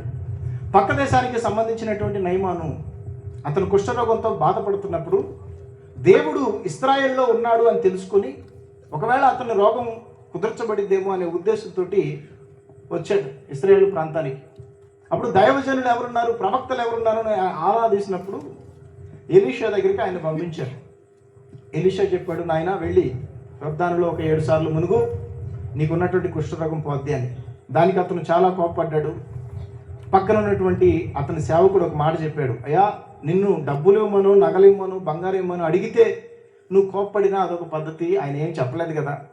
నీళ్ళలో 7 సార్లు మునుగమన్నాడు, ఆ మాత్రం చేయలేవా అంటే అతను అలాగే వెళ్ళి నీళ్ళలో 7 సార్లు మునిగాడు. అద్భుత రీతిలో అతని శరీరము కుష్ఠరోగము నుంచి విడిపించబడి మంచి శరీరము అతనికి అనుగ్రహించబడింది. ఆ రోగం నుంచి విడిపించబడ్డాడు. ఆ ఆనందంతో పరిగెత్తుకుంటూ మరలా ఎలీషా దగ్గరికి వచ్చాడు. అయ్యా, నా కుష్ఠరోగము నుంచి నేను విడిపించబడ్డాను. ఇశ్రాయేలులో ఉన్న దేవుడే గొప్ప దేవుడు, కాబట్టి ఇదిగో నేను కొంత బహుమానాన్ని తెచ్చాను, తీసుకోండి అనంటే అప్పుడు ఎలీషా గారు దేవుని పైన ఆనబెట్టి చెప్పాడు, నీ దగ్గర నుంచి నేను చిల్లిగవ్వ కూడా తీసుకోను, నాకు వద్దు, వెళ్ళిపోమని చెప్పాడు. అతను ఎంతగా బతిమలాడినా సరే దాన్ని ఎలీషా గారు ఆశించలేదు, తీసుకోలేదు. సరే, నయమాను నిరుత్సాహంతో వెళ్ళిపోతా ఉన్నాడు. కానీ ఎలీషా దగ్గర శిష్యుడిగా ఉన్నటువంటి గెహజీ అనే వ్యక్తి ఒకరు ఉన్నాడు. జాగ్రత్తగా ఆలోచన చేయండి. కొంతమంది దగ్గర కొంతమంది ఉండగలుగుతారు. యేసుక్రీస్తును వెంబడించాలని ఎంతోమంది కోరుకున్నారు. ఎంతోమంది ఆయన దగ్గరకు వచ్చి అడిగారు, ప్రభువా నేను కూడా మీ వెంట వస్తాను, మీ శిష్యుడిగా ఉంటాను. యేసుక్రీస్తు అంగీకరించలా. 12 మందిని మాత్రమే ఆయన దగ్గర పెట్టుకున్నాడు. అలాగే ఎలీషా గారి దగ్గర చూస్తే గెహజీ ప్రాముఖ్యంగా కనబడతాడు. అంత గొప్ప స్థానంలో, అంత గొప్ప దైవజనుడి దగ్గర ఒక మంచి పొజిషన్లో ఉన్నటువంటి గెహజీ, అతని హృదయంలో దాగి ఉన్నటువంటి ఒక ఆలోచన ఆ రోజున బయటకు వచ్చింది. ఏంటది? ధనాపేక్ష, డబ్బును సంపాదించాలనే ఆలోచన. సైలెంట్గా బయటికి వెళ్ళాడు. పరిగెత్తుకుంటూ నయమాన్ ఎదురుగా వెళ్ళిపోయాడు. నయమాను చూసి ఏంటి ఇతను పరిగెత్తుకుంటూ వస్తున్నాడని ఆగాడు. గెహజీ వెళ్ళి ఎలీషా చెప్పినట్లుగా చెప్పి, అయ్యా అనుకోకుండా మాకు అతిథులు వస్తున్నారు, 2, నాకింత వెండి కావాలా, 2 మంచి వస్త్రాలు కావాలా అని అడిగాడు. ఆయన అంతకంటే ఎక్కువే ఇచ్చి పనిమాలను ఇచ్చి మొత్తానికి పంపించాడు. ఇతను అనుకున్నాడు, ఎలీషా గారు లోపల ఉన్నాడు కదా, బయట జరిగేది ఈయనకు తెలియదు అని అనుకున్నాడు. కానీ లోపలికి వచ్చిన తర్వాత ఎలీషా గారు అంటాడు, నాయన నువ్వు పరిగెత్తుకుంటూ వెళ్ళినప్పుడు నా హృదయం కూడా నీతో పాటు వచ్చిందా, నాకు మొత్తం తెలుసు, ఏం జరిగిందో చెప్పు అంటే ఏం జరగలేదు అంటాడు. అప్పుడన్న మాట ఇది, నువ్వు దేనికోసమైతే పరిగెత్తేవో, ఏ రోగాన్ని వదిలించుకొని నయమాను వెళ్తున్నాడో అదే రోగము నీకు వస్తుంది. దేవునికి స్తోత్రం, హల్లెలూయా. జాగ్రత్తగా వింటున్నారా? ధనాపేక్ష అనేది ఒక ఉన్నతమైన స్థానం నుంచి, గొప్ప స్థానం నుంచి, మహిమ కలిగినటువంటి దేవుడు అనుగ్రహిస్తున్న సింహాసనం నుంచి దించి చివరికి నాశనానికి, నరకానికి తోసివేసే ప్రమాదం ఉంది. కాబట్టి రెండవదిగా ధనాపేక్ష ద్వారా తమ్మును తామే నాశనము చేసుకునే వాళ్ళు ఉన్నారు. ఆ కోవలో మనం గనక ఉంటే ఈ రోజున మార్పు చెందడానికి ప్రయత్నం చేద్దాం. 3వ పాయింట్ ఒక్కటి చెప్పేసి నేను ముగించేస్తాను. త్వరగా చదవండి. సంఖ్యాకాండంలోకి వెళ్ళండి, 16వ అధ్యాయం. ఇది చాలా ప్రాముఖ్యమైనటువంటి భాగం. సంఖ్యాకాండము 16వ అధ్యాయాన్ని తీసిపెట్టండి, నేను చెప్తా ఉంటాను, జాగ్రత్తగా చూడండి. అక్కడ మనకు కోరహు, దాతాను, అభిరాము, ఓను అనేటటువంటి ఒక 4 కనిపిస్తారు. ఆ కాలం ఏ కాలం అంటే ఇశ్రాయేలు ప్రజలు ఐగుప్తు నుంచి విడిపించబడి మోషే నాయకత్వంలో నడిపించబడుతున్నటువంటి కాలం. అహరోను యాజకత్వంలో ఉన్నాడు. దేవుడు అప్పటికే స్వాస్థ్యాల గురించి మాట్లాడాడు. లేవీలకి ఎలాంటి స్వాస్థ్యం అందదని, దేవుని మందిరమే వారికి స్వాస్థ్యమని దేవుడు ఆల్రెడీ చెప్పేశాడు.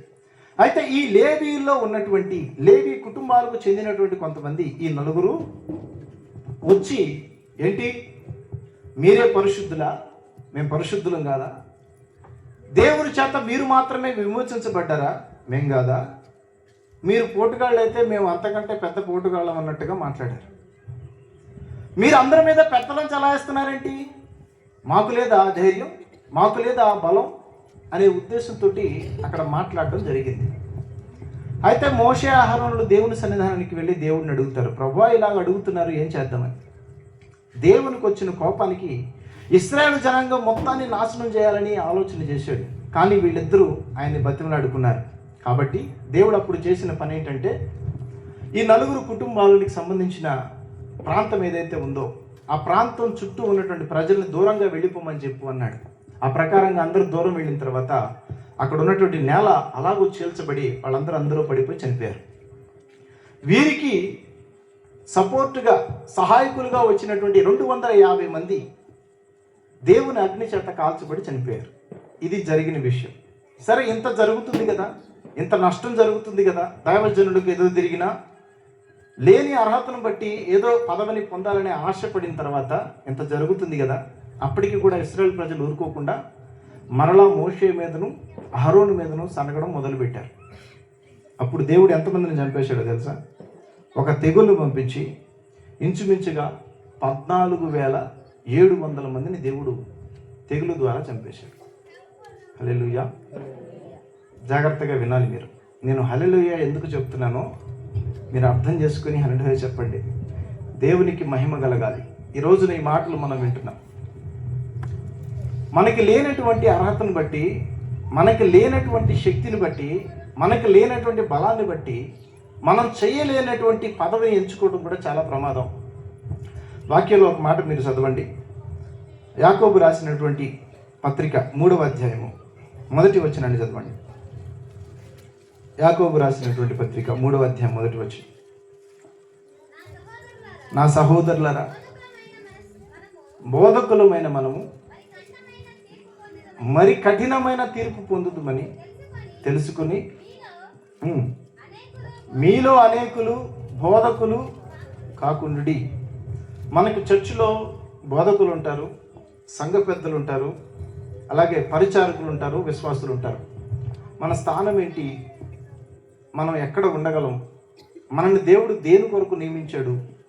ఎక్కడ ఉంటే మనం దేవునికి విశ్వాస పాత్రులుగా ఉండగలుగుతాము? ఈ విషయాలన్నీ కూడా మనం ఆలోచించాలి.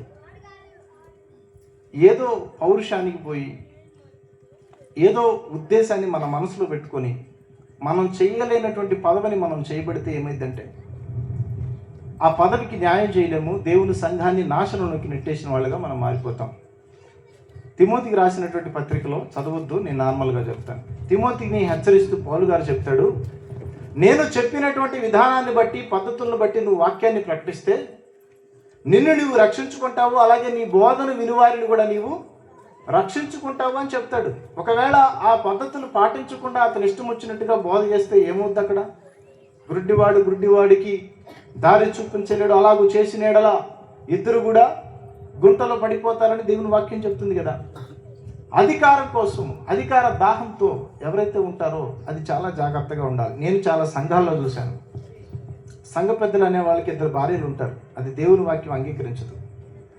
సంఘ పెద్దలు అనేవాళ్ళు కనీసం బాప్టిజం తీసుకొని ఉండరు. మీకు తెలుసో లేదో, నా మ్యారేజ్ అయిన కొత్తలో అక్కడికి వెళ్ళాను, అత్తగారి ఇంటికి వెళ్ళాను. వెళ్ళిన తర్వాత ఆయన మొదటి నుంచి చాలా హడావిడి చేస్తున్నారు. ఎవరైనా అని అడిగితే ఆయన సంఘ పెద్ద అని చెప్పారు. సరేనని చెప్పి ఆయన గురించి కొంచెం ఆరాధిస్తే ఆయన బాప్తిసం తీసుకోవడానికి రెడీగా ఉన్నాడు, వచ్చే సంవత్సరం బాప్తిసం తీసుకుంటాడు అని అన్నారు. నాకు ఫీజు ఎగిరిపోయింది.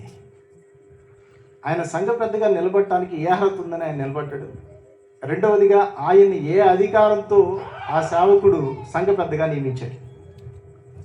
ఇది చాలా ప్రమాదకరమైనటువంటి పరిస్థితి అండి. ఈరోజు మనం నేర్చుకుంటున్నట్టు వాక్య భాగంలో ప్రాముఖ్యమైన మాట ఏంటంటే, ఎవరో మనల్ని నాశనం చేయడం కాదు, ఎవరి దగ్గర మనం మోసపోవడం కాదు, మనల్ని మనమే నాశనం చేసుకోవడం. 3 మాటలు చెప్పాను. ఒకటి, మొట్టమొదటిగా పితృపారంపర్యాచారాలు అలాగూ చేయాలి కాబట్టి, అలాగూ చెప్పారు కాబట్టి ముసలమ్మ ముచ్చట్లు మాట్లాడుకొని వాళ్ళు చెప్పిన విధంగా వీళ్ళు చేస్తూ ఉంటారు. అది తప్పు, అది కరెక్ట్ కాదు. ఆ విధంగా చేయడం వల్ల మీ హృదయాలు దేవునికి దూరం అయిపోతున్నాయి, మిమ్మల్ని మీరు నాశనం చేసుకుంటున్నారు. రెండవదిగా ధనాపేక్ష, డబ్బును సంపాదించాలనే ఆలోచనతోటి దేవుని వాక్యాన్ని, దేవుని మాటల్ని, దేవుని ఆజ్ఞలను కూడా పక్కన పెట్టి ప్రవర్తించే వాళ్ళు చాలామంది ఉన్నారు. ఎప్పటికీ కూడా పనుల కోసమో లేదా వేరే పనుల కోసమో దేవుని సంఘానికి రాకుండా ఎగ్గొట్టేవాళ్ళు చాలామంది ఉన్నారు. దేవుని సన్నిధిలో ఒక్క దినము గడుపుట, అన్ని మాటలు మనకు తెలుసు కానీ పాటించం. అదే ఇక్కడ ప్రాబ్లం. వినటం ముఖ్యం కాదు, పాటించడం ముఖ్యం. ఇందాక పాస్టర్ గారు కూడా చాలా మాటలు చెప్పారు. పాడిన పాటల్లో కూడా కొన్ని మాటలు వచ్చినాయి. ఒకసారి ఒక దైవ సేవకుడు చెప్పాడు, ఆర్ఆర్కే మూర్తి గారు. నేను చిన్నప్పుడు ఆయన మాటలు వింటూ ఉండేవాడిని రేడియోలో. ఆయన అన్నాడు, క్రైస్తవులు అబద్ధాలు చెప్పరు కానీ ఏం చేస్తారంటే అబద్ధాలు ఎవరికి తెలియదు అనుకుంటాను, అబద్ధాలు పాడతారు అని చెప్పాడు ఆయన. అబద్ధాలు, ప్రభువా నీవే నా ప్రాణం, నీవు లేకపోతే లేదు నా జీవితం, ఒక్క క్షణమైన ఊపిరి తీసుకోగలనా అని పాటలు తెగ పాడేస్తాం, రాగాలు తీసి మెలకలు తిప్పి పాడేస్తాం. కానీ ఇంటికెళ్తే వాక్యం చదువు, ప్రార్థన చేసుకోము, ఆయన చెప్పిన మాటను కనీసం చెవులో కూడా పెట్టుకోము. ఇదేనా? దాన్నే ఆయన అన్నాడు, క్రైస్తవులు అబద్ధాలు చెప్పరు, అబద్ధాలు పాడతారు. అందరం పాటలు పాడుతున్నాం, దానికి కట్టుబడి ఉంటున్నామో లేదో కూడా మనం చూసుకోవాలి. దేవుని సన్నిధిలో మాత్రమే కాదు, మనుషుడు మాట్లాడే ప్రతి మాట వలన అతనికి తీర్పు వస్తుంది. దేవుని సన్నిధికి వెళ్ళిన తర్వాత అక్కడ మనుషుడు మాట్లాడిన మంచి మాటైనా చెడ్డ మాటైనా అది ఖచ్చితంగా తీర్పులోకి వస్తుంది. దానికి మనం సమాధానం చెప్పాలి. సరే, మంచిది. ఒకటి, ఆచారాలు పాటించకూడదు. రెండవది, ధనాపేక్ష కలిగి ఉండకూడదు. మూడవది, లేని అధికారాన్ని పొందాలనే ఆశ మనకి ఉండకూడదు. ఒకడెవరో దైవ సేవకులు అయ్యాడు కదా అని చెప్పేసి నేను అంతకంటే సీనియర్ని అనకూడదు. నేను విశ్వాసంలోకి వచ్చిన కొత్తలో కొన్ని విషయాల్ని కొంతమంది విశ్వాసంతో పంచుకోవడానికి ప్రయత్నం చేశాను. కొన్ని రెఫరెన్స్లు తీసుకెళ్ళి వాళ్ళతో మాట్లాడి ఎక్స్ప్లెయిన్ చేసి మాట్లాడడానికి ప్రయత్నం చేశాను. వాళ్ళు కనీసం నా మాట పక్కన పెట్టేసి ఒక మాట అన్నారు. అంటే నేను చెప్పిన మాట కూడా చెప్తాను. దేవుని వెర్రితనము మనుషుని జ్ఞానము కంటే జ్ఞానము గలది. ఈ వాక్యం ఎంతమందికి తెలుసో చేతులు ఎత్తండి. దేవుని వెర్రితనము మనుషుని జ్ఞానము కంటే జ్ఞానము గలది. ఈ మాట తీసుకొచ్చి మాట్లాడితే దేవుడు వెర్రితనం అంటే అట్లెందుకు ఉంటుంది బాబు? నేను రిఫరెన్స్ తీసి చూపించాను. అది కనీసం రిఫరెన్స్ చూడకుండా ఏమంటాడు తెలుసా? అరే, నేను బాప్తిజం తీసుకున్నప్పుడు నువ్వు పుట్టావో లేదోరా, నువ్వు నిన్న మొన్న బాప్తిజం తీసుకుని వచ్చి నాకు చెప్తున్నావు అన్నాడు. ఇక్కడ ఏజ్ ఇంపార్టెంట్ కాదు, సీనియారిటీ ఇంపార్టెంట్ కాదు, జ్ఞానం. దేవుడు ఇచ్చేటటువంటి వాక్య పరిజ్ఞానం, దేవుడు ఇచ్చేటటువంటి ఆత్మ ఫలాలు, ఆత్మవరాలు, దానివల్లే మనం అధికారులుగా ఉండాలా, పరిచారకులుగా ఉండాలా, సంఘ పెద్దలుగా ఉండాలా, విశ్వాసులుగా ఉండాలా అనేది నియమిస్తుంది సంఘంలో మన స్థానం. ఈ మూడు విషయాల్లో కనుక మనం జాగ్రత్త పడితే ఖచ్చితంగా మనంతటా మనం నాశనం అయిపోకుండా మనం రక్షించుకోగలుగుతాం. ఇప్పుడు మీకు ఛాలెంజ్ చెప్తాను. మిమ్మల్ని మీరు రక్షించుకొని మీ కుటుంబాన్ని రక్షించుకుంటారు, లేదా మా తాత ముఖ్యం, మా ముత్తాత ముఖ్యం, మా అమ్మమ్మ ముఖ్యం అని చెప్పేసి వాళ్ళ ఆచారాలు పాటించి మీరు నశించిపోతూ మీ పిల్లలు కూడా నాశనానికి నడిపించుకుంటారు. అది మీ చేతుల్లోనే పెడుతున్నాను. ఈ రోజున ఒక మంచి నిర్ణయానికి రావాలని దేవుని ప్రేమను బట్టి అందరికీ తెలియజేస్తున్నాను. ఒక చిన్న ప్రార్థన చేసుకుందాం. అందరూ తలలు వంచండి. చిన్న ప్రార్థన చేసుకుందాం. ప్రార్థన చేసుకుందాం. ఈ రోజున ఎన్నో విషయాలను మనం ధ్యానించాం. ఆచారాలు పాటించడం వల్ల మనమేదో దేవునికి భక్తి చేస్తున్నామని అనుకుంటున్నాం. మోకాళ్ళతో నడిచాను, చేతులపై కొవ్వొత్తులు ముట్టించుకున్నాను, కొబ్బరికాయలు కొట్టేశాను. ఇది దేవునికి దూరం చేసేటటువంటి పద్ధతులు, దేవుణ్ణి సంతోషపెట్టే పద్ధతులు కానీ కాదు. ధనాపేక్ష, డబ్బును సంపాదించాలనే ఆశతో దేవుని ఆజ్ఞలను మీరిపోవటం, ఇది కూడా మనల్ని మనం నాశనం చేసుకోవడానికి పరిగెత్తే మార్గం. లేనటువంటి అర్హతను బట్టి అధికారాన్ని పొందాలనే ఆశ కూడా తమ్మును తామే నాశనం చేసుకోవడానికి నడిపించే మార్గం. వీటి గురించి ఈ రోజున దేవుడు మనతో మాట్లాడిన విధానానికే దేవునికి స్తోత్రాలు చెప్తాం. Praise Lord. ప్రార్థన చేసుకుందాం. మహాపరిశుద్ధుడు తండ్రి, సర్వోన్నతుడా, మీకు స్తోత్రాలు చెల్లిస్తున్నాం. ఈ రోజున మమ్మల్ని అందరినీ మీ సన్నిధిలో సమకూర్చి మీ మాటల్ని ధ్యానించడానికి సహాయం చేసిన విధానానికి వందనాలు. వినువారు మాత్రమే కాకుండా విని దాని ప్రకారంగా జీవితాలను మార్చుకొని తమను తాము రక్షించుకొని తమ కుటుంబాలను రక్షించుకునేటటువంటి స్థితిలోకి మమ్మల్ని అందరినీ నడిపించమని ప్రార్థిస్తూ ఉన్నాం. మాకు గ్రహింపును అనుగ్రహించండి. మా హృదయాలలో విత్తబడిన వాక్యము దుష్టుడు ఎత్తుకొని పోకుండా నీరు కట్టి ఫలింపజేసి నునంతగా ఫలించుటకు సహాయం చేయమని ప్రార్థిస్తున్నాం. మీ చిత్తమైతే మరొకసారి మీ సన్నిధిలో అందరం కలుసుకుని మీ నామాన్ని ఘనపరిచి మీ వాక్యాన్ని నేర్చుకునే వరకు మాకు తోడుగా ఉండి నడిపించి మహిమ పొందమని యేసయ్య పరిశుద్ధమైన నామములో ప్రార్థించి అడిగి వేడుకుంటున్నాం తండ్రి. ఆమె. మంచిది. ఒక్క నిమిషం. నాకు ఒక అలవాటు ఉంది. ఎక్కడ దేవుని వాక్యాన్ని ప్రకటించినా మామూలుగా సామాన్యంగా పాస్టర్ గారు మాట్లాడడాన్ని చూస్తాం. విశ్వాసులకు కూడా నేను ఒక అవకాశాన్ని ఇస్తాను. ఒక నిమిషం సమయం ఇస్తాను. నేను చెప్పినటువంటి వాక్య భాగంలో మీకు ఏదైనా సందేహాలు, అభ్యంతరాలు ఉంటే ఇప్పుడు అడగొచ్చు. ఒక నిమిషంలో నేను మీకు సమాధానం చెప్పడానికి సిద్ధంగా ఉంటాను. లేదు నాకు ఇది అభ్యంతరంగా ఉంది అని కానీ, నాకు ఇది అర్థం కాలేదు అనేది కానీ ఏదైనా ఉంటే మీరు ప్రశ్న అడగవచ్చు, నేను సమాధానం చెప్తాను. లేదంటే ఇక్కడతోటి నేను సమయాన్ని పాస్టర్ గారికి అందిస్తాను. రైట్, మంచిది.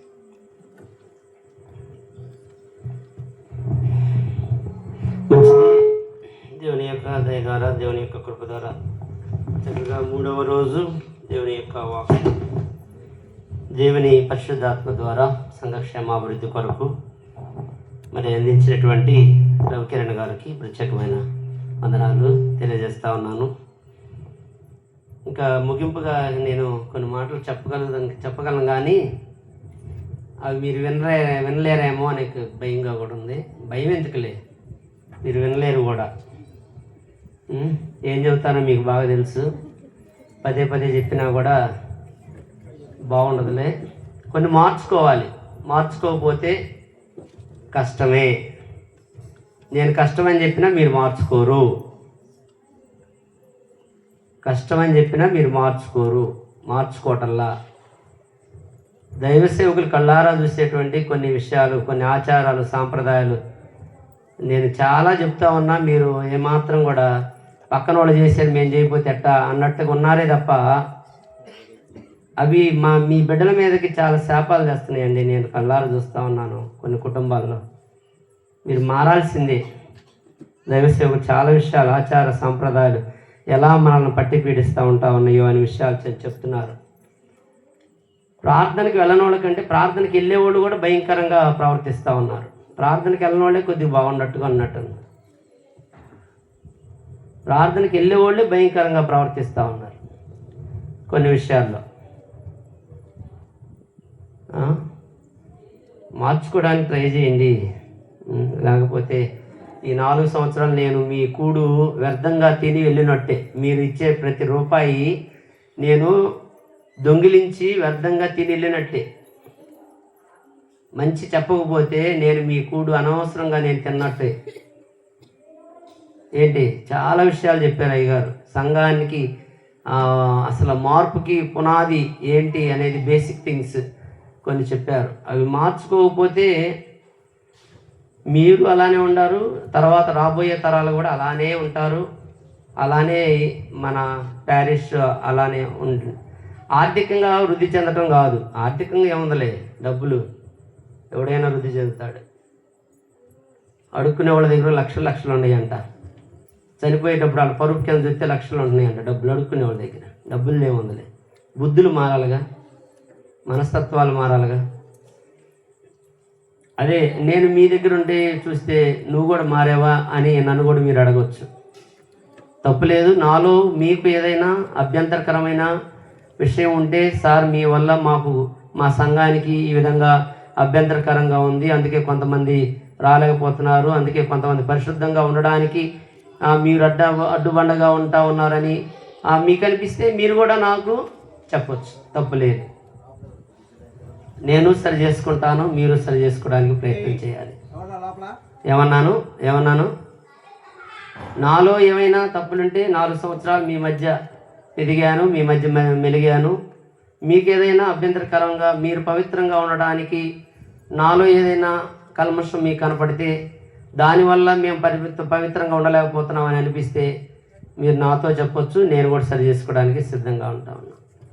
దేవుడు మీరు మీ కష్టార్జితంతో నిర్మించుకున్నటువంటి మందిరం 17 సంవత్సరాలు, మీ పిల్లల పెళ్ళిళ్ళు కానీ అన్ని కార్యక్రమాలు ఈ మందిరంలో ఆశీర్వదించబడ్డారు. ఇక రాబోయేటువంటి తరాలు కూడా ఆశీర్వదించబడాలంటే ఇంకొంచెం మారాలి. కొన్ని ఆచారాలు కొన్ని పక్కన పెట్టేసేయాలి. వాడు చేశాడు, నేను చేశాను, వాడు చేశాడు. మేస్త్రమ్మ గారు చెబుతుంది, ఉందా, వచ్చిందా? పాస్టర్ గారు, నేను చర్చికి నేనే బెటర్ సార్. ఆ కలుపుల దగ్గర వాళ్ళు మాట్లాడుకునే మాటలు, ఆ మిరగాయలు కోసే దగ్గర ఆ మాటలు వింటే నువ్వు అక్కడే చచ్చిపోతావు సార్. ఎవరు వీళ్ళు? నవ్వగాకండి అమ్మా. చేయి కూడా చేసి వచ్చి మళ్ళీ నవ్వుతున్నారు.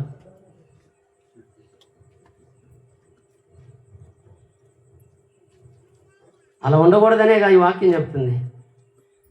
అంటే నవ్వేవంటే నన్ను ఎగతాళి చేసినట్టు చెప్పేవి లోపని. మార్చకపోతే ఎలా? కొద్దిగా మారదామండి. పూర్తిగా వద్దులే కానీ కొద్దిగా మారదాం. కొన్ని మార్చుకోవాలి మీరు. కొన్ని విషయాలు చాలా భయంకరంగా ఉన్నాయి. అవి కొంతమందిని ఏం చేస్తున్నాయి అంటే ఒక మారిమ్మలాగా తయారు చేస్తున్నాయి. ఇదిగో ఈ పలానా కార్యక్రమాలకి వీళ్ళు మారిమ్మలు, వాళ్ళు ప్రత్యేకంగా వాటికి కేటాయించబడ్డ వాళ్ళు. కొన్ని మారదామండి, కొన్ని మార్చుకుందాం. ఏ కుటుంబం నుండైనా ఆ తప్పు అది ఆపటానికి ప్రారంభిస్తుందేమో ఏ కుటుంబం అన్నా చూస్తూ ఉన్నా. కొంచెం మారదాం, మన బుద్ధులు మార్చుకుందాం. అయ్యగారు చెప్పినట్లుగా నేను కూడా నాలో కూడా ఏమైనా చిన్న చిన్న పొరపాట్లు ఉంటే మార్చుకోవడానికి నేను ప్రయత్నం చేస్తాను. 4 సంవత్సరాలు నేను ఎంఏ బీఈడి టీడీసీ, నేను పెద్ద మాస్టర్ గారిని. నేను సోషల్ వెల్ఫేర్లో నెంబర్ 1 45,000 రూపాయలు శాలరీ తీసుకున్నా. నేను అవన్నీ వదిలిపెట్టి దేవుని సేవకి వచ్చాను. వచ్చిన దగ్గర నుండి నేను ఇక్కడ ఎంత బాధపడుతున్నాను, నా బిడ్డల చదువు కోసంగా నేను ఎంత కష్టపడతా ఉన్నాను నాకు తెలుసు, నా బిడ్డలకు తెలుసు, నా కుటుంబానికి తెలుసు. ఎంత చెప్తున్నా కూడా నన్ను ఎగతాళిగా చూస్తూ ఉంటే నేను చెప్తున్నా కూడా మారకపోతే నాకు ఏడుపు రాక ఏమొస్తుంది చెప్పండి. నేను ఉన్నత స్థాయి నుంచే వచ్చా, కానీ ఇంకా మారిపోతే ఇంకా నేనేం చేయగలుగుతాను? నాకున్నటువంటి టైం స్పాన్లో నాకు అవకాశం ఉన్నంత వరకు సంఘాన్ని ఐక్యపరచడానికే ప్రయత్నం చేసి ఎప్పటికీ గ్రూపులు చేయలేదు. ఫలానా వర్గానికి నేను సపోర్ట్ చేయలేదు. 4 సంవత్సరాలు ఉన్నవాడు నేనే, నాకు తెలిసినంత వరకు. ఎంత ప్రయాసపడుతున్నా కూడా ఇంకా ఎవడు చెప్తుంటే చేయకపోతే నేనేం చేస్తాను? నేను మాత్రం ఏం చేయగలుగుతాను? దేవుడే ఏం చేయలేకపోతా ఉంటాడు. అట్లా కొన్ని మార్చుకోమంటే బెటర్ కదా. ఇంకా మీ పిల్లలు అభివృద్ధి చెందుతారు కదా. మీరు అభివృద్ధి చెందితే నా పిల్లలకి ఆశీర్వాదం కదా. మరి ముఖ్యంగా ఈ ఊరే కాదండి, ఈ ఊరే కాదు, అన్ని లోదన సంఘాలు ఇలానే ఉన్నాయి. Openly I will talk. ఈ ఊరే కాదు, అన్ని లోదన సంఘాలు ఇలా ఉన్నాయి. అన్ని పాస్టర్లు గట్టిగా చెప్తే తప్ప మన మాలోళ్ళు బాగుపడరు. ఇప్పుడు మన భాషలోకి వచ్చా. మనం ఎవరు? మనమంతా మన మాలోళ్ళం. మనం మారాలా, మన పిల్లలు బాగుపడాలా. వాళ్ళు తాగుతూ ఉంటే వాళ్ళు తాగుతారు అంతే, వాళ్ళ బతికి 20 ఏళ్ళు 30 ఏళ్ళు గట్టి వచ్చారంటే ఏంది ఇది? ఎవడు వీళ్ళు? మన మాలోళ్ళే కదా. పలానోళ్ళు వ్యభిచారం చేస్తున్నట్టు వాళ్ళు ఎవరు? వాళ్ళు మన మాలోళ్ళే కదా, మన మాల కుటుంబాలే కదా. మారాలి కదా. వాళ్ళు నాశనం వచ్చిన మనం నవ్వుకుంటే ఏం ఉపయోగం? వాళ్ళు చెబుతున్నా వింటలేదండి. కొడుకులు చెబుతుంటేనే వింటలేదు, తండ్రులు చెబుతుంటే వింటారు. ఇప్పుడు ఇరగపోయినా రాబోయే తరాలలో ఈ వాక్యము వ్యర్థం పోదు. Damn sure. ఈ ప్రయాస ఈ గ్రామానికి వ్యర్థం పోదు. Damn sure. ఎప్పటికైనా ఈ గ్రామంలో ఒక ఉద్యోగం వస్తుంది. అనేక మంది మార్పు చెందుతారు. అనేక మంది దైవ సేవకులుగా చేయబడతారు. ఇప్పుడు అయ్యగారు కిరణ్ గారు మరి ప్రారంభంలో చెప్తా ఉన్నారు. చూడండి ఎంత చక్కగా. అదే మీరు బయటకు వెళ్ళబట్టి సరిపోయింది. ఇక్కడుంటే మీరు కూడా ఇట్లానే ఉండేవాళ్ళు ఖచ్చితంగా. అందుకే చదువుకున్న వాళ్ళకి చెప్తున్నా, ఊర్లో ఉండొద్దురా బాబు, మీరు బయటికి వెళ్ళండి, ఏదో ఒకటి చేసుకోండి, ఉద్యోగాలు ఏదో ఒకటి చదువుకోండి, ఏదో ఒకటి కాంపిటీషన్ ప్రిపేర్ అవ్వండి. ఏడుంటే కేల్ కథం, దుకాణం బంద్. జాగ్రత్తగా ఉండాలి. మీరు నా బిడ్డలు, నేను మీ కొడుకుని ప్రేమగా చెప్పాను తప్ప హార్ష్గా నేనేం చెప్పలేదు. సంఘక్షేమాభివృద్ధి కొరకు ఇంకనూ నా వంతుగా నేను ప్రయత్నం చేస్తాను. ఇంకనూ నా వంతుగా దేవుడు నన్ను వాడుకున్నట్లుగా మరి మనందరం కూడా కలిసి ముందుకు వెళ్దామనండి. సరే, ప్రార్థన చేసుకుందాం. చివరి ప్రార్థన చేసుకుందాం. కానుకల కొరకు, మీటింగ్స్ కొరకు చిన్న కానుకలు ఇద్దామని 3వ రోజు చెప్పాం. మరి కానుకల కొరకు యవనస్తులు చిన్న పాట పాడుతూ ఉంటారు. మరి మిగిలిన వాళ్ళు పాడు.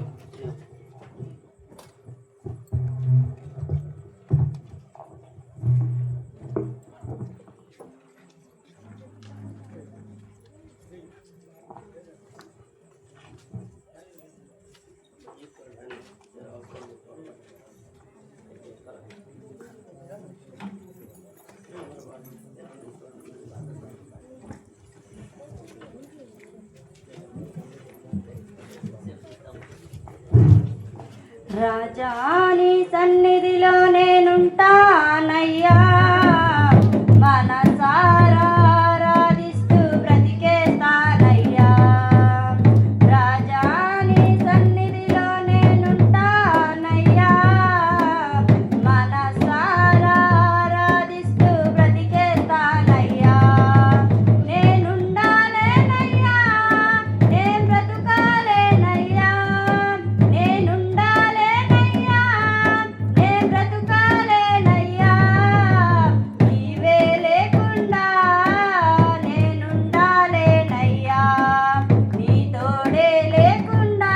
మరి అందరూ కలిసి ఐక్యతగా మరి ఇంటింటికి వెళ్ళి మరి అందరికీ అడిగినప్పుడు ఎవరు కూడా వ్యతిరేకించకుండా మంచిది బాగుంది చేసేయండి అని చెప్పేసి ఆశ్రయ సమాజం వారి ప్రతి కుటుంబాన్ని కూడా మరి ఇంత మార్పు మీలో వచ్చిందంటే మీరు మంచోళ్ళే కదా, మీరు మంచి పిల్లలే కదా. ఇంకా కొన్ని విషయాలు మార్చుకుంటే ఇంకా మంచి పిల్లలు అవుతారని పాస్టర్ గారి బాధ, నా బాధ. ఇంకొంచెం మంచోళ్ళు అవుతారు, ఇంకా మంచి ఆలోచనలు సంఘంలోకి వస్తాయి. అప్పుడు ఐక్యత అనేది ప్రజ్వలిల్లుతుంది అనేటువంటి విషయం కూడా నేను మనస్ఫూర్తిగా తెలియజేస్తూ, ఈ విధంగా దేవుడి ఆలోచనలు ముందుకు తీసుకొని వెళ్ళినటువంటి రాజుగారి పాలెము ప్రతి కుటుంబానికి, నాట్ ఓన్లీ కేవలం స్త్రీల సమాజమే కాదు, పెద్దలే కాదు, ఇంకెవరో కాదు, అందరూ, ఎవ్రీ ఫ్యామిలీ, ప్రతి కుటుంబం కూడా ఈ విధంగా ఐక్యతగా ముందుకు వచ్చినందుకు కూడా మరి నిండు వందనాలు తెలియజేస్తా ఉన్నాను. ఇంకా చక్కగా ఇంకా అనేకమైనటువంటి ఘనకార్యాలు మన గ్రామంలో జరుగులాగా చేద్దాం. అదేవిధంగా మొట్టమొదటిసారిగా బుక్కాపురం వారు మరి ఆధ్యాత్మిక కలయిక, ఆధ్యాత్మిక భోజనాలకి, పెళ్ళిళ్ళకి, దినాలకి ఇక్కడికక్కడ చెప్తారు, అక్కడిక్కడ చెప్తారు, అప్పుడు కలుస్తారు, అది వేరు. ఫస్ట్ టైము బుక్కాపురం స్త్రీలు ఆధ్యాత్మికమైన మీటింగ్స్ మన గ్రామం రావడం, మన ఆతిథ్యాన్ని తీసుకోవడం, స్వీకరించడం, ఇది మొట్టమొదటి, ఇది ఒక మార్పు, ఇది ఒక వన్ టైప్ ఆఫ్ చేంజ్. ఇది ఇలానే కంటిన్యూ అవుతూ ఈ రెండు గ్రామాల యొక్క ఐక్యత కొనసాగాలి. ఎందుకో తెలిసిన, ఇప్పుడు పరిస్థితులు బాగాల, ఎప్పుడు ఏ విధమైనటువంటి సాతారణ మన మీద దాడి చేస్తాడో చెప్పలేము. మనందరం ఒకే కులం వాళ్ళు. ఇంకా నేను వాక్యాన్ని పక్కకెళ్ళి మాట్లాడుతున్నా, మనందరం ఒకే కులం. అక్కడ ఇబ్బంది వచ్చినా మనం వెళ్ళాలి, మనకి ఇబ్బంది వచ్చినా అక్కడ రావాలి. ఐక్యత ఎలా వస్తుందంటే మరి మనం ఈ విధంగా కలిసి ఒకరినొకరు సపోర్ట్ చేసుకుంటూ ముందుకు వెళ్తేనే ఈ రెండు గ్రామాలు, ఈ చుట్టుపక్కల ఉన్న గ్రామాలకు ఒక ఆదర్శవంతంగా ఉంటుంది. ఆ క్రమమే నేను చేశాను, దేవుడు కూడా నడిపించాడని అనుకుంటున్నాను. ఇదే క్రమంలో మీరు ఇదే విధంగా ప్రతి సంవత్సరం కూడా చక్కగా కలుసుకుంటూ ఐక్యతగా, నేనున్నా లేకపోయినా తర్వాత అయినా మీరందరూ కూడా ఐక్యతతో ముందుకుంటూ ఒకరినొకరు గౌరవించుకునే కుటుంబాలుగా ఉండాలని ప్రభు పేరిట తెలియజేస్తూ, సహకరించినటువంటి మరి వారికి, మరి 3 దినాలు వాక్యాన్ని అందించడానికి వచ్చినటువంటి దైవ సేవకులకు ప్రత్యేకంగా ఈరోజు మరి కిరణ్ గారికి నిండు వందనాలు తెలియజేస్తూ చివరి ప్రార్థన చేసుకుందాం. చివరి ప్రార్థన చేసుకుందాం. ఆహ్వానిస్తూ ఉన్నాం.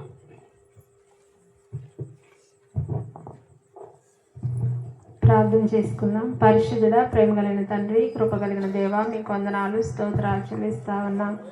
నీ అపారమైన కృపను మాపై వర్షింపచేసి దేవా, మీకు అనాది సంకల్పాన్ని బట్టి ఈ 3 దినాలు ప్రభువా మీ బిడలతోనూ సేవకులను నాయన ప్రయాణాల్లో క్షేమంగా మీరు తీసుకుని వచ్చి మిమ్మల్ని ఆత్మతో సత్యంతో ఆరాధించడానికి మీరు కృప చూపినందుకు స్తోత్రాలు చెల్లిస్తా ఉన్నాం. ఈ ఆఖరి దినం ప్రభా, ఇంతవరకు మమ్మల్ని ప్రభా వాక్య పరిచర్యలో నడిపించిన మీ దీనదాసులను మీరు దీవించమని, తన కుటుంబాన్ని సేవను బలపరచమని దేవా, ఇంకా అనేక ఆత్మల కొరకు నాయన బిడలకు జీవాహారాన్ని ప్రభా భుజించి ఉండగా బిడలందరూ ప్రభా వాక్యాన్ని అనుసరించి విని ధ్యానించి దేవా వాక్యానుసారముగా నడుచుకోవడానికి మీరు కృప చూపించమని ప్రార్థిస్తూ ఉన్నాను.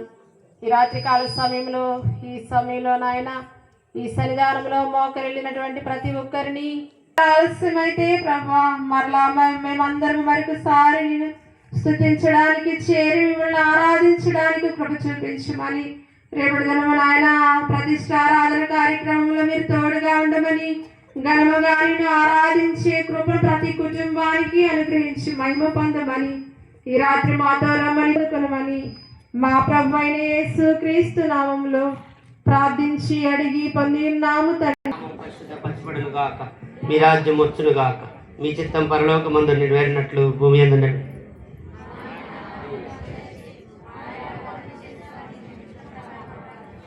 శోధనలోనికి తేకాకీడుని తప్పించు రాజ్యము శక్తి. మన తండ్రి అయిన దేవుని ప్రేమ, కుమారుడైన యేసుక్రీస్తు వారి కృప, పరిశుద్ధాత్మదేవుని అన్యోన్య సహవాసము సన్నిధి సకల పరిశుద్ధులకు కూడి వచ్చిన ప్రతి వారికి ఈ కార్యక్రమాన్ని ఇంతవరకు దేవుడు ఆశీర్వాదకరంగా నడిపించడానికి సహకరించిన ప్రతి ఒక్కరికి సదాకాలం తోడు నడిపించుగాక. ఆమేన్. అప్పుడు దేవునికి చెదమో హల్లెలూయా, స్తుతి మహిమ ఎల్లప్పుడు దేవునికి చెదమో.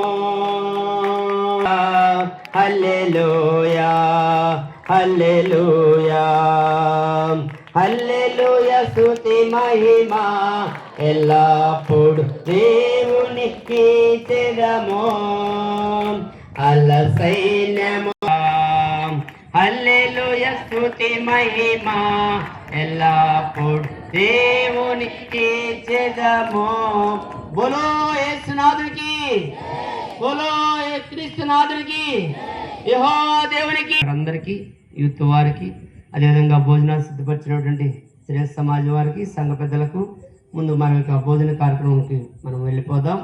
మరి ముందు దూర ప్రాంతం వచ్చిన వారికి సిద్ధపరిచి తర్వాత మనం నిదానంగా అందరికీ వందనాలు. Thank you వనండా.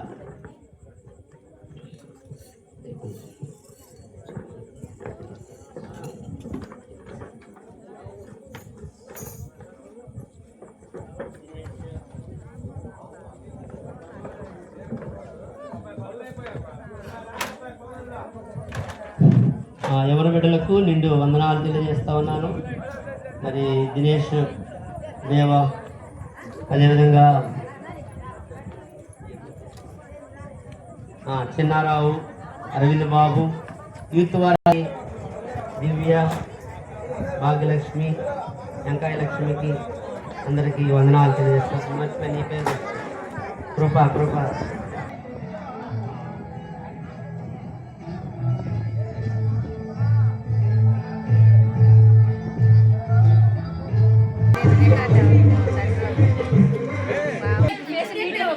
చెప్పుకుంటే స్టాప్ చెప్తా బాబు, నేను మాట్లాడుతూ ఉంటాను.